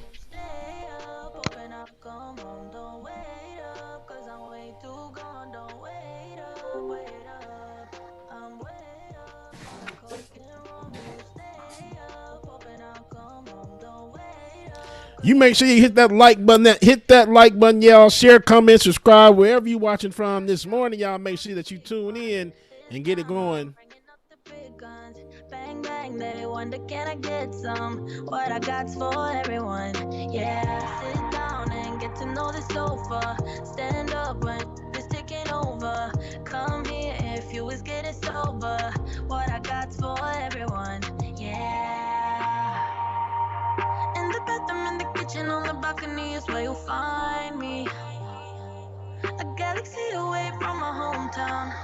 I'm way up on the coke and rum. You stay up, hoping I'll come home. Don't wait up. Good morning, y'all. Good morning again. Make sure that y'all are hitting that like button, y'all. It's like it or not.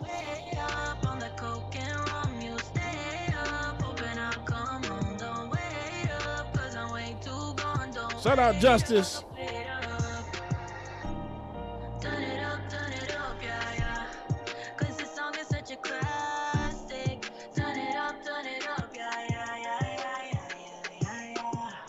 Okay, sorry, is it sorry, Derek? She just wanna cut up in the car, told her start it up. I don't wanna see it from your eyes unless it's Cartier. Ran into my old chick, she said you ain't playing fair, playing fair, playing fair. Nah, I ain't playing fair, playing fair, playing fair. Nah, I ain't playing fair. Asked her why she staying there, she said she don't know. I had to ask some more, but I really had to go and get my bop on. Yeah, I get my bop on. If she needs some good, tell her she got hop on. She know I'm the top dog. I know she a hot one, but Lindsay's on the feet, and you know. Bruh, 1984, I appreciate you.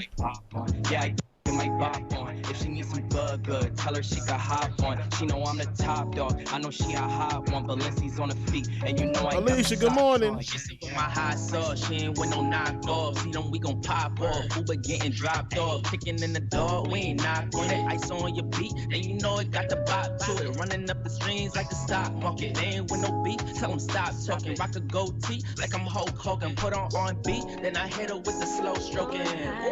Then I told her she could hop on it, hop on it, hop on. Yeah, I get my bop on. If she needs some good, tell her she got hop on. She know I'm the top dog. I know she a hot one, but Lindsay's on the feet, and you know I got the size on. Yeah, I get my bop on. Yeah, I get my bop on. Don't wanna spend a minute without you.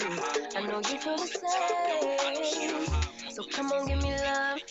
I'ma show you how to move with my body. Come hit me with your touch and make me wanna say. Tiger, I appreciate you, Tiger. And yeah, you know what's up. Ain't nothing I won't do for your body. So give me all you got right now. I know I'm yours, baby. So come give me love. You know you're mine, baby. So come give me love. Man, we're not live now, Ari. Hang on. I get a high every time we kiss. Can't get enough, baby. So come give me love. All of the love, I can't fake it. When I'm with you, my legs go weak. Yeah. Can you hear it? I think my heart just skipped a beat. Yeah. This feeling is getting so strong. Love me till the morning, love me all night long. There's something special about you. You're the one that I want. So come on, give me love. I'ma show you how to move with my body. Come hit me with your touch and make me wanna say, damn. And yeah, you know what's up. Ain't nothing I won't do for your body. So give me all you got right now. I know I'm yours, baby. So come give me love. You know you're my baby. So come give me love. Welcome back, everyone.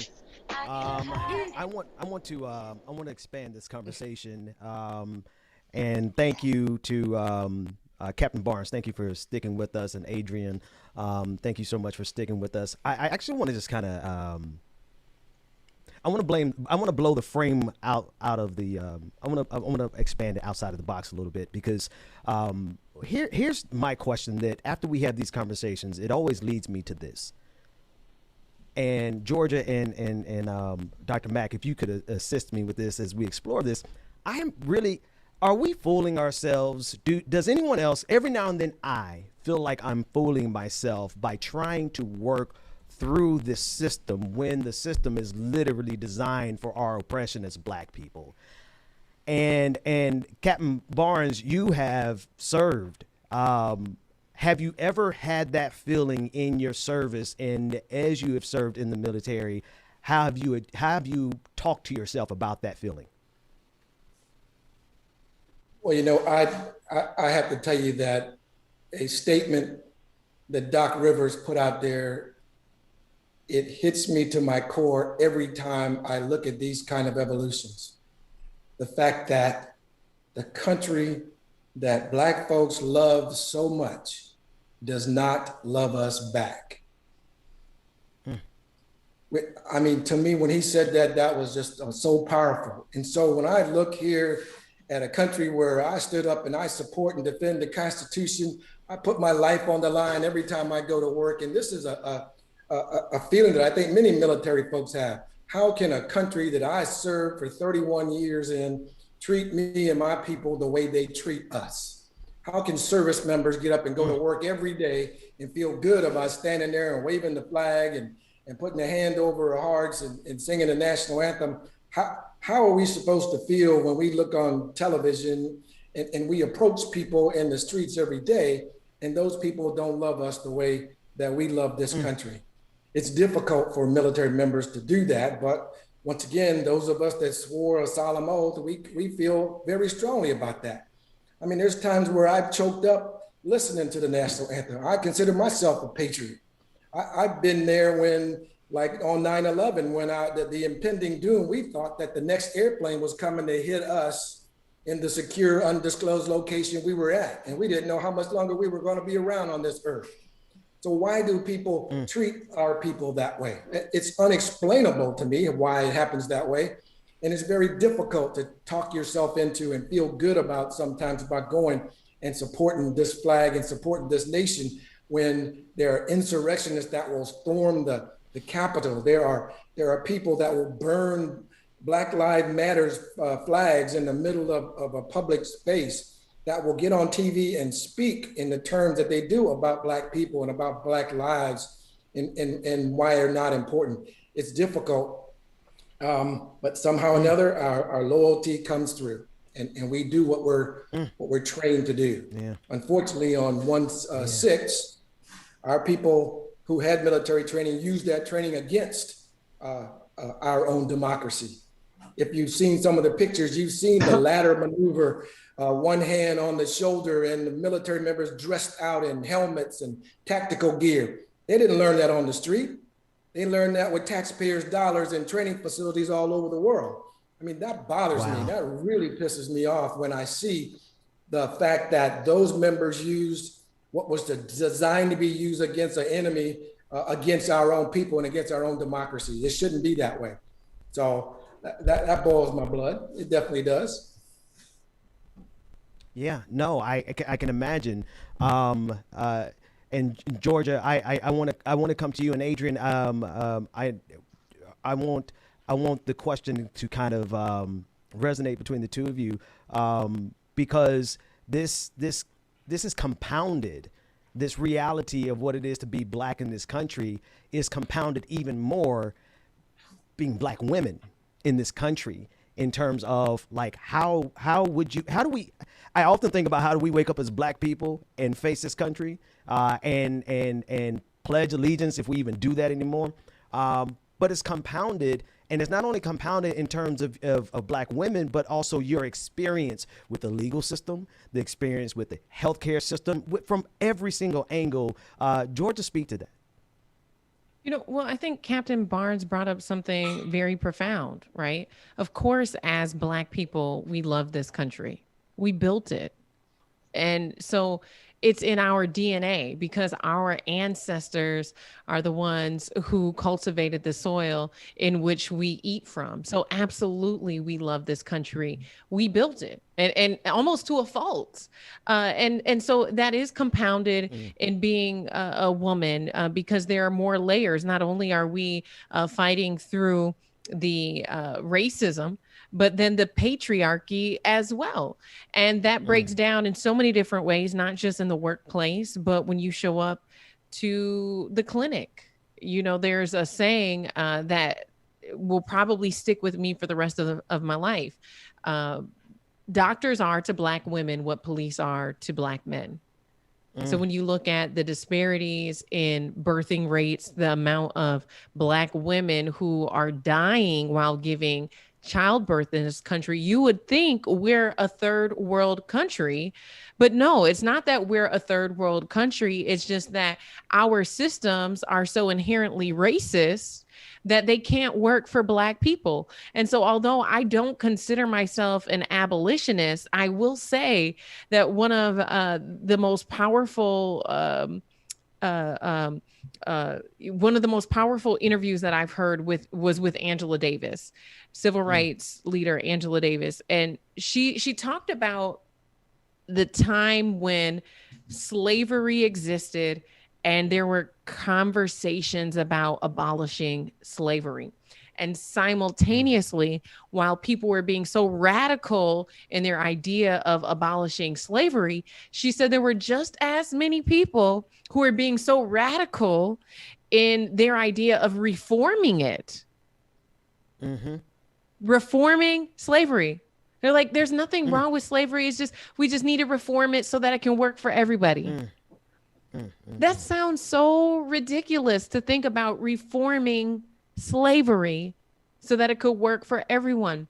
And so maybe it will take 20, 30, 40, 50, 100 years removed for us to look back and say, oh my God, it sounds so ridiculous that we would try to reform some of these systems that were created to keep us oppressed. But yet and still, Ben, yes, we're here and we're trying to reform things. We're trying to adjust things. We're trying to put new rules in place. We're trying to fix it. But maybe we just need to accept that it's broken and it can't be fixed, and that we need to create something and create it with intentionality in a way where it is designed to work for us in the same capacity that is designed to work for our white counterparts. Adrienne, speak to that for us. Yes, I absolutely agree. The way that it's structured, being Black and being woman at that intersectional place of oppression, gender, and race, it seems like you're getting hit from both sides. And you know what? It really seems that we're often left behind, yet we are the first ones to experience a vast majority of things. As it's been said, Black women are the canaries in the coal mine. When things impact us, we are the ones to speak up and say, hey, this is wrong, this is a problem. And people often and continually ignore us until it happens to either white women or it happens to Black men. And it just continues to be a part of the systemic oppression that Black women face that is so incredibly unique. And yet we continue to be silenced or ignored, even though we essentially are the ones who have these adverse experiences or can tell you the direction society is going in and the fact that that oppression will reach you very soon. But thank you so much for having me. I've got to head out. But thank you again for having me this morning. Thank you so much for joining us. It's been an absolute pleasure. Thank you, sister. Okay. Go ahead, Dr. Mack. No, man, look, they've said it, but the feeling I do have is when we think about the challenges that we're dealing with today, and when I was on the streets of Seattle, or whenever I've been working in our community, but in particular when I was on that battlefield of civil rights as the chief servant of the Seattle King County NAACP, many times, I've even had brothers that said to me, Carl, you got to understand, man, this is a marathon. You got to slow down. And I could never remember a time when I felt hopeless about anything. I remember when they took away affirmative action in the state of Washington. It never, ever bothered me. It never did. And even today, with all the challenges that we have today, it never bothers me. And it doesn't bother me because I don't care.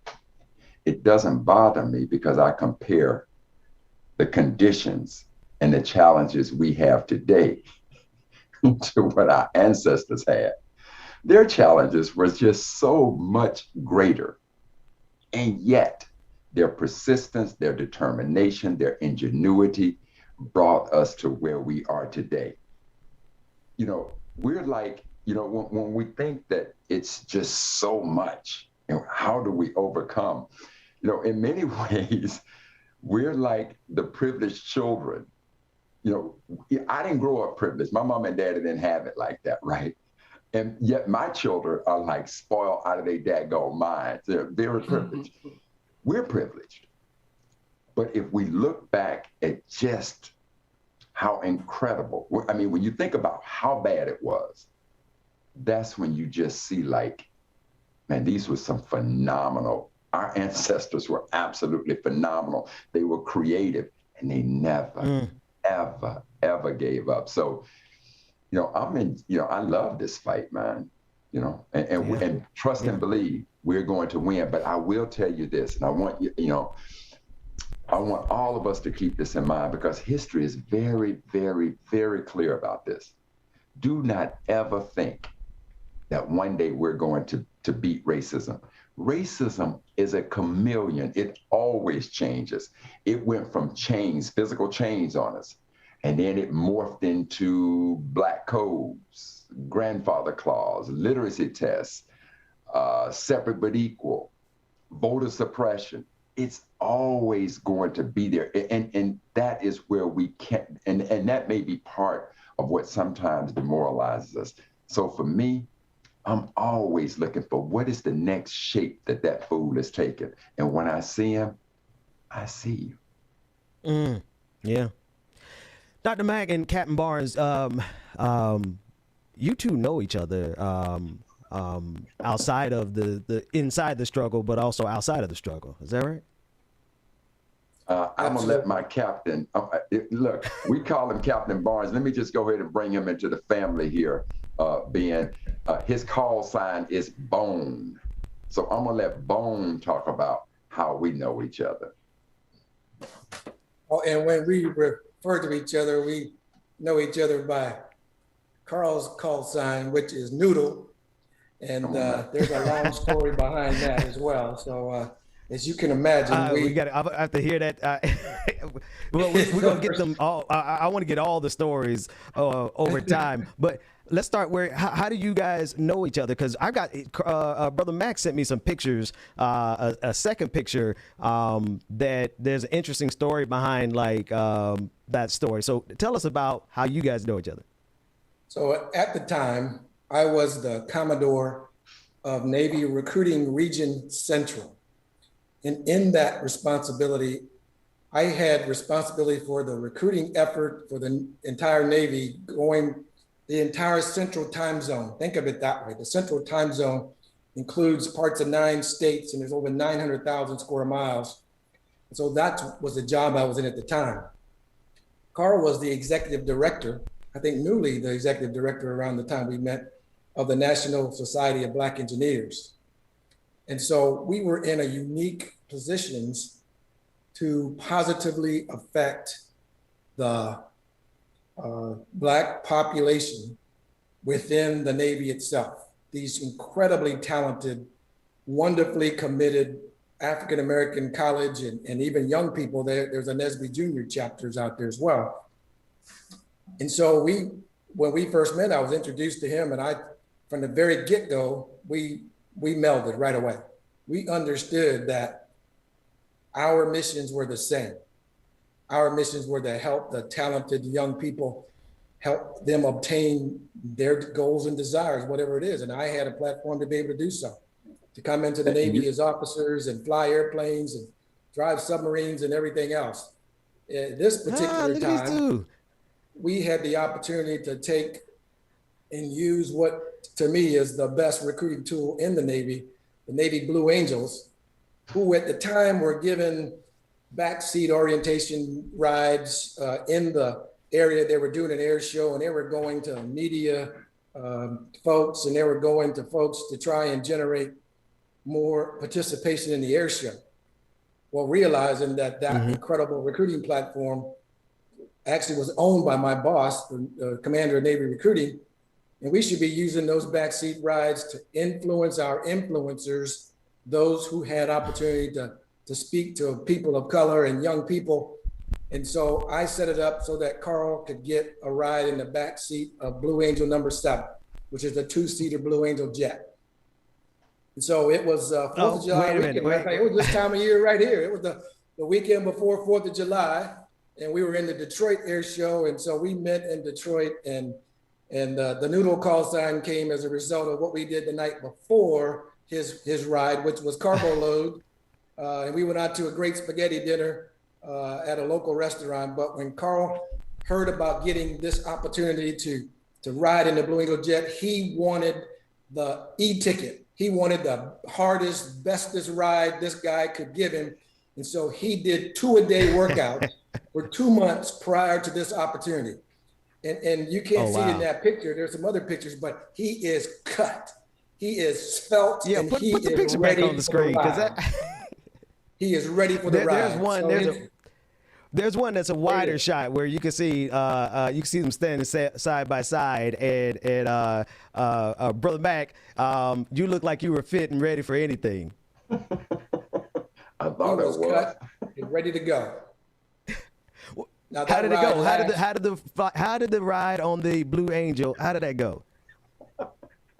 Yeah, you got to put him on the screen. He's laughing. it must not have gone. No, it Didn't went go well. great. Is that? It went great. He Did got out. did he hold his cards? He got out of the jet and he was literally wringing, soaking wet. Yeah. He didn't move. He sat in the jet the whole time and enjoyed the ride, but he was working the G forces. Wow. He talked the jet. He talked the pilot into giving him the minimum radius turn, which is the most radical maneuver. It turns the jet in its absolute tightest turn, and it pulls 7.5 times the force of gravity. 7.5 G's. So Ben, let me tell you this. So they literally had a little lipstick camera right in front of me. So they're recording every facial expression. They're recording me throughout this whole ride. And when Bone is talking to you about a minimum radius turn, I'm telling you that when the pilot put that plane into that turn, you can hear the warning signals coming over the plane. Danger, danger, danger.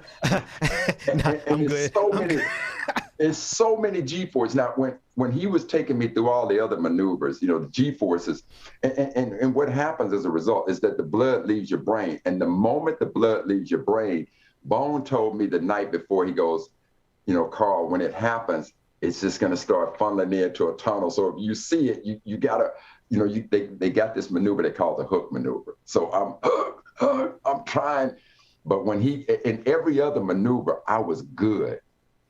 But when he put that minimum radius turn, Bone's looking at the videotape, and I'm sitting there and I'm like, and just fade. And thus, that's how I get the call sign. He goes, you dropped like a noodle. So that like a noodle. Call sign. But I'll tell you this. I'll tell you this. I'll tell you this on a serious level. One of the things, Bone and I had some phenomenal experiences, and he always brought. I mean, you have to know, in the framework of the Navy, the highest ranking officer in the Navy, Bone, is the CNO. And so we had Admiral Mullins, and Admiral Mullins went on to become chair of the Joint Chiefs of Staff. We had Admiral Roughhead, we had Admiral Greenert. So we had the highest ranking officers in the United States Navy committed to Black academic excellence. And Bone and I would come up with some of the most radical ideas. So for instance, when we talk about these opportunities, to advance your education, Bone, I want to say that what was the size of the largest check that we presented to students? So we would come to the NSBE National Conference, and we would take an opportunity to present one of the ROTC scholarships to one of the NSBE members that had been chosen. And of course, it was the big check, the great big check that you see presented with a number on it. And I want to say, it's all based on the institution chosen. It was somewhere in the neighborhood of $350,000 check to a young Black student's education. And so it's not that we brought one person on stage, Bone, but let me correct you. That check to the students, the largest one that I saw, now you may have seen some after I departed, but the largest check that we would present was, the one I saw was $180,000. But we may have 6 or 7 students on stage.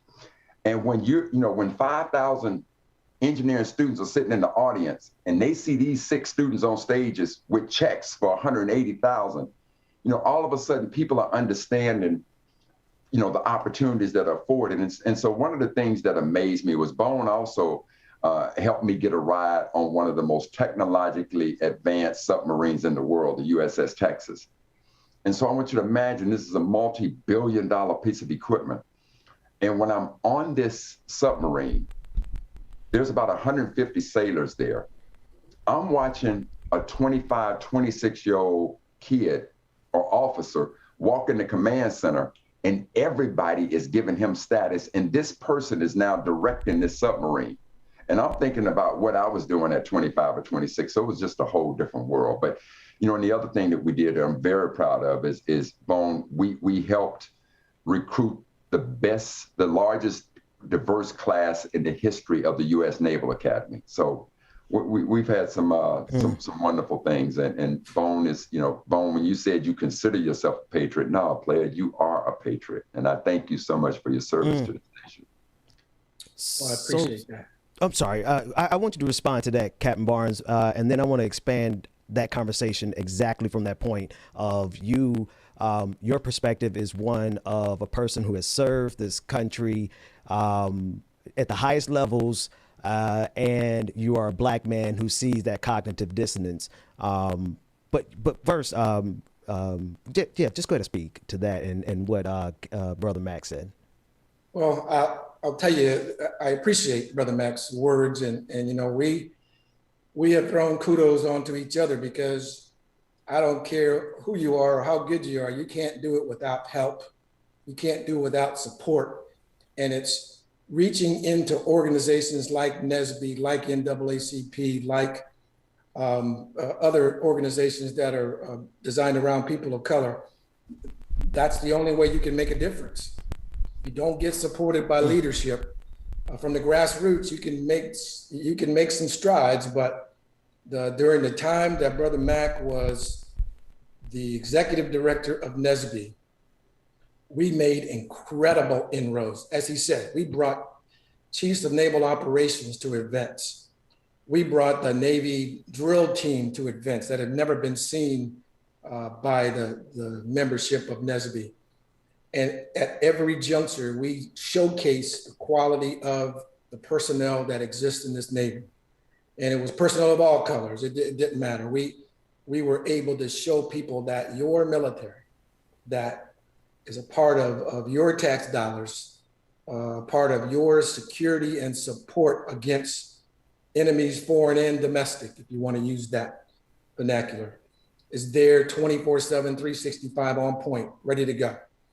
Ben, and one of the other things that Captain did was, Bones, I want to say that at the time that we were in those positions, there were only 8 active black admirals in the United States Navy, if I'm not mistaken, correct? And that's the most ever in the history of the Navy. And so, now you go fast forward, unfortunately those guys retire, and the bench is not very deep. So I don't know the number off the top of my head, but there's probably less than 5 or 6 black admirals in the entire U.S. Navy today. Right, and so Ben, I'll tell you this. So there were 8 active black admirals in the Navy. And I want to say that Bone had like 4 or 5 of them at my convention. And I get on stage and I said, now, who the hell had this bright idea? If somebody attacks this place, we done just lost half of the black admiral. Whites of January 6th, the folks from January 6th would have loved to know about that location. Right. But no, man. Because at the end of the day, go ahead. No, but on the real, the opportunities that Bone was able to facilitate for our people, the same thing, man. We got a chance because of Bone. We had a chance at our conference for young people to meet the first black to ever graduate from the U.S. Naval Academy, because at that time he was still alive, and that was Wesley Brown. And through Bone, got a chance to go to the Naval Academy, to walk on those hallowed grounds, to bring 150 to 200 black engineers there, because the Naval Academy opens its doors and said, we want you to do your leadership training here. So it's just so many things that through him, I got a chance to learn about the opportunities to go. And when you think about the Naval Academy, you're talking about, these military academies are some of the best colleges and universities in the world, not just in America, but in the world. And so again, man, my relationship with Bone extended far beyond our work relationship. And we had a great time. It was not like it was a job, because we had so much fun doing it. And the impact that I watched this brother make to our children, to give them the absolute best opportunities in the world, I'm humbled by it, brother. That's awesome. That is something awesome to hear. We only have a few minutes left this morning. And Captain Brown, first and foremost, thank you for spending so much time with us this morning. I know we had a lot of technical difficulties and our timing got thrown off, but you were kind enough to sit patiently with us through it all. So first and foremost, thank you for that. Well, Brother Ben, I watched a couple of your I wa- shows, and there's no way I was going to miss this opportunity. But you got to know straight up, when my wingman called me and asked for support, I'm going to be right there on the wing.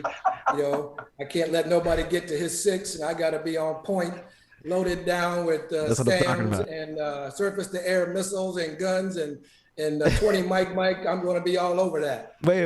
Like a hobo on Wait a a minute. ham Are you sandwich. saying that if somebody comes after Brother Mack, you're going to bring down the full force of the American empire on them and make sure that he's safe? Hey, they got to know that we don't come to play. They're messing with the Mac. We're gonna be on point. We're gonna unload, unleash what they say, the fire. We're gonna bring the fire. Duly noted. I ain't messing. I do want to ask. I want to, if you guys would allow me. We only got a few minutes left, but I am plagued by this question, and I hope that you can come back sometime and we can just laugh and kick it, and tell me more stories about Brother Mack that he may not be inclined to tell on air himself. So I'm hoping you can come back. But I am genuinely plagued as a black man in this country with the idea that that our only real option is working through the system when this system is built at our expense. I'm reminded of the James Baldwin and William F. Buckley debate. I think it was at Cambridge. And the question that they debated was, has the American dream come at the expense of the American Negro? And of course, we know what James Baldwin said there.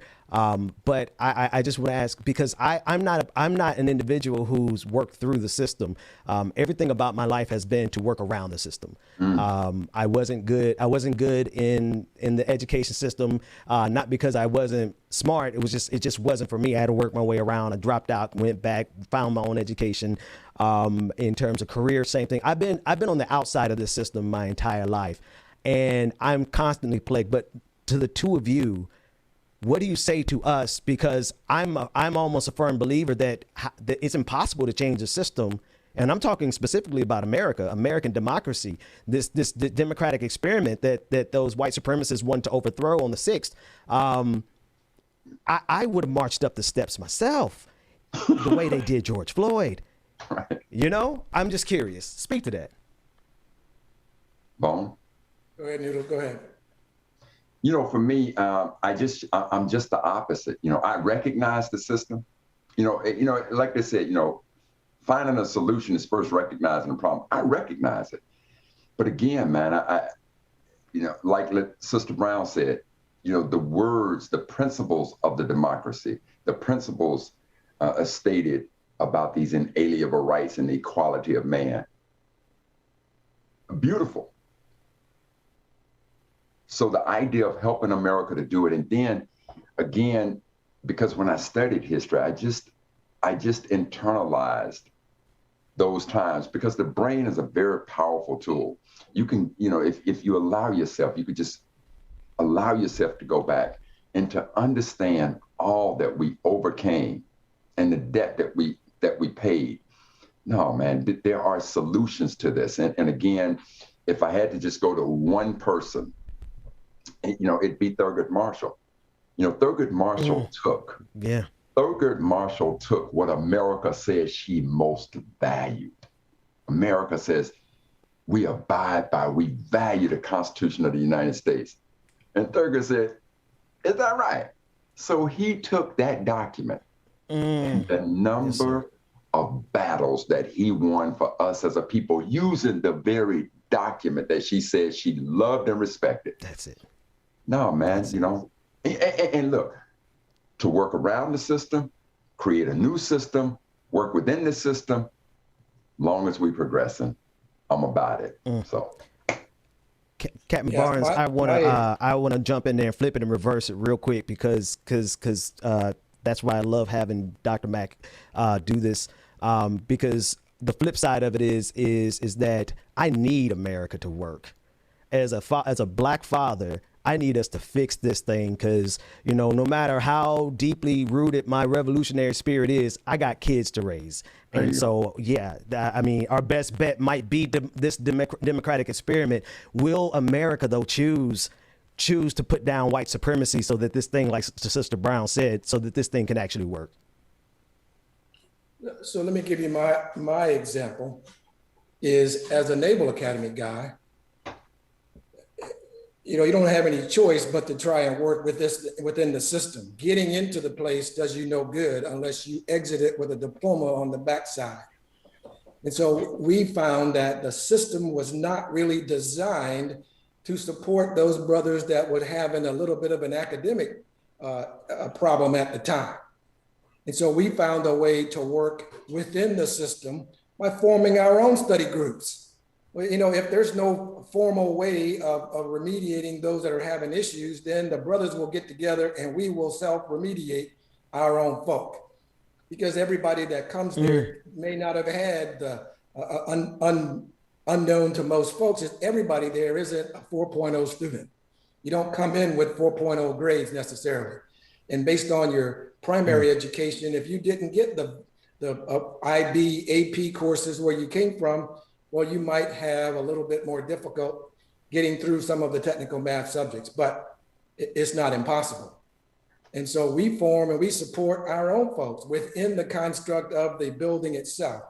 We would help our own folk, our own brothers, especially those that were on academic, on athletic programs.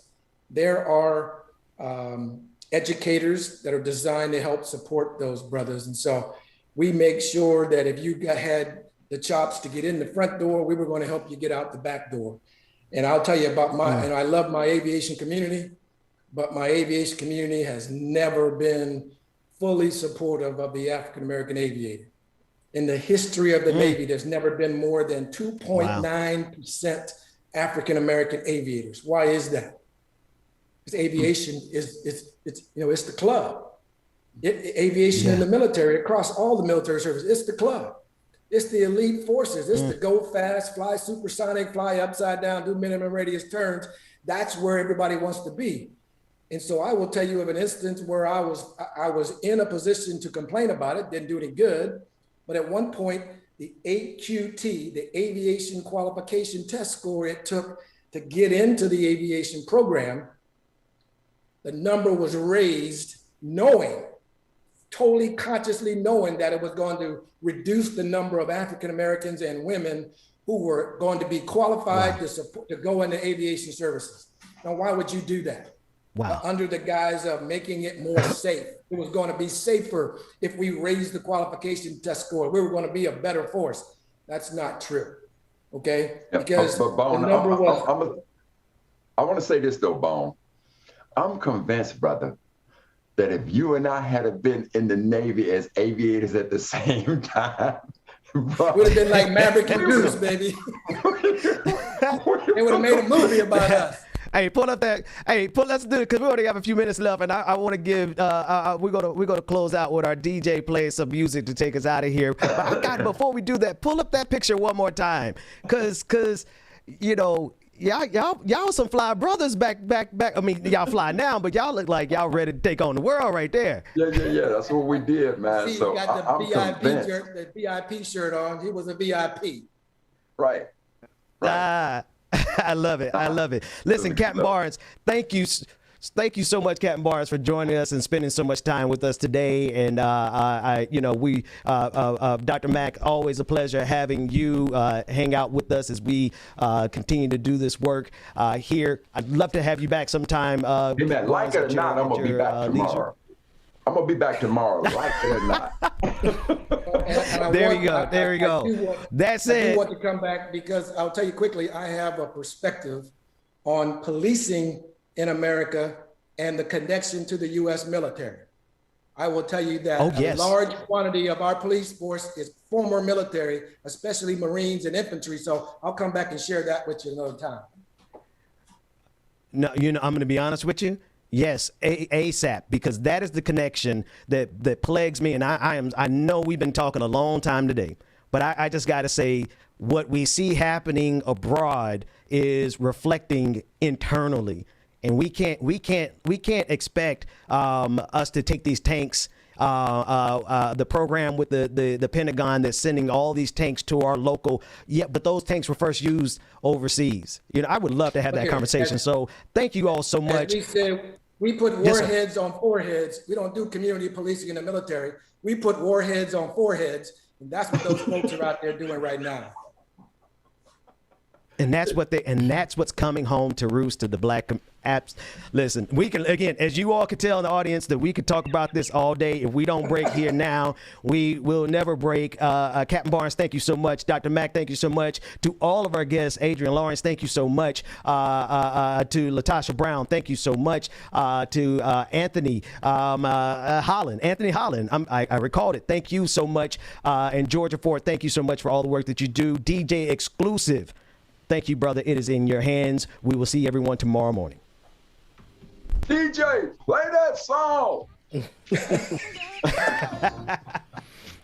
Thank y'all again, everyone, for joining this morning, y'all. If y'all love the show, make sure that you hit that like button. Make sure that you share, comment, subscribe, and make sure you know when Like It or Not is going down, y'all. And also, if you have not done so, make sure that you join patreon.com/like it or not, patreon.com/like it or not. And we do have a Patreon event on Friday, y'all. So make sure that your face is in the place, y'all. Have a good one, y'all. It's Conference Called Wednesday. Love y'all, mean it. Deuces.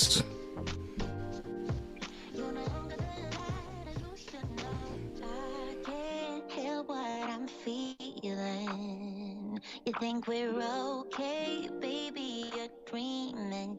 You brought this on us and you don't know how deep it cuts. No, you don't know how much it hurts. You can't hold on.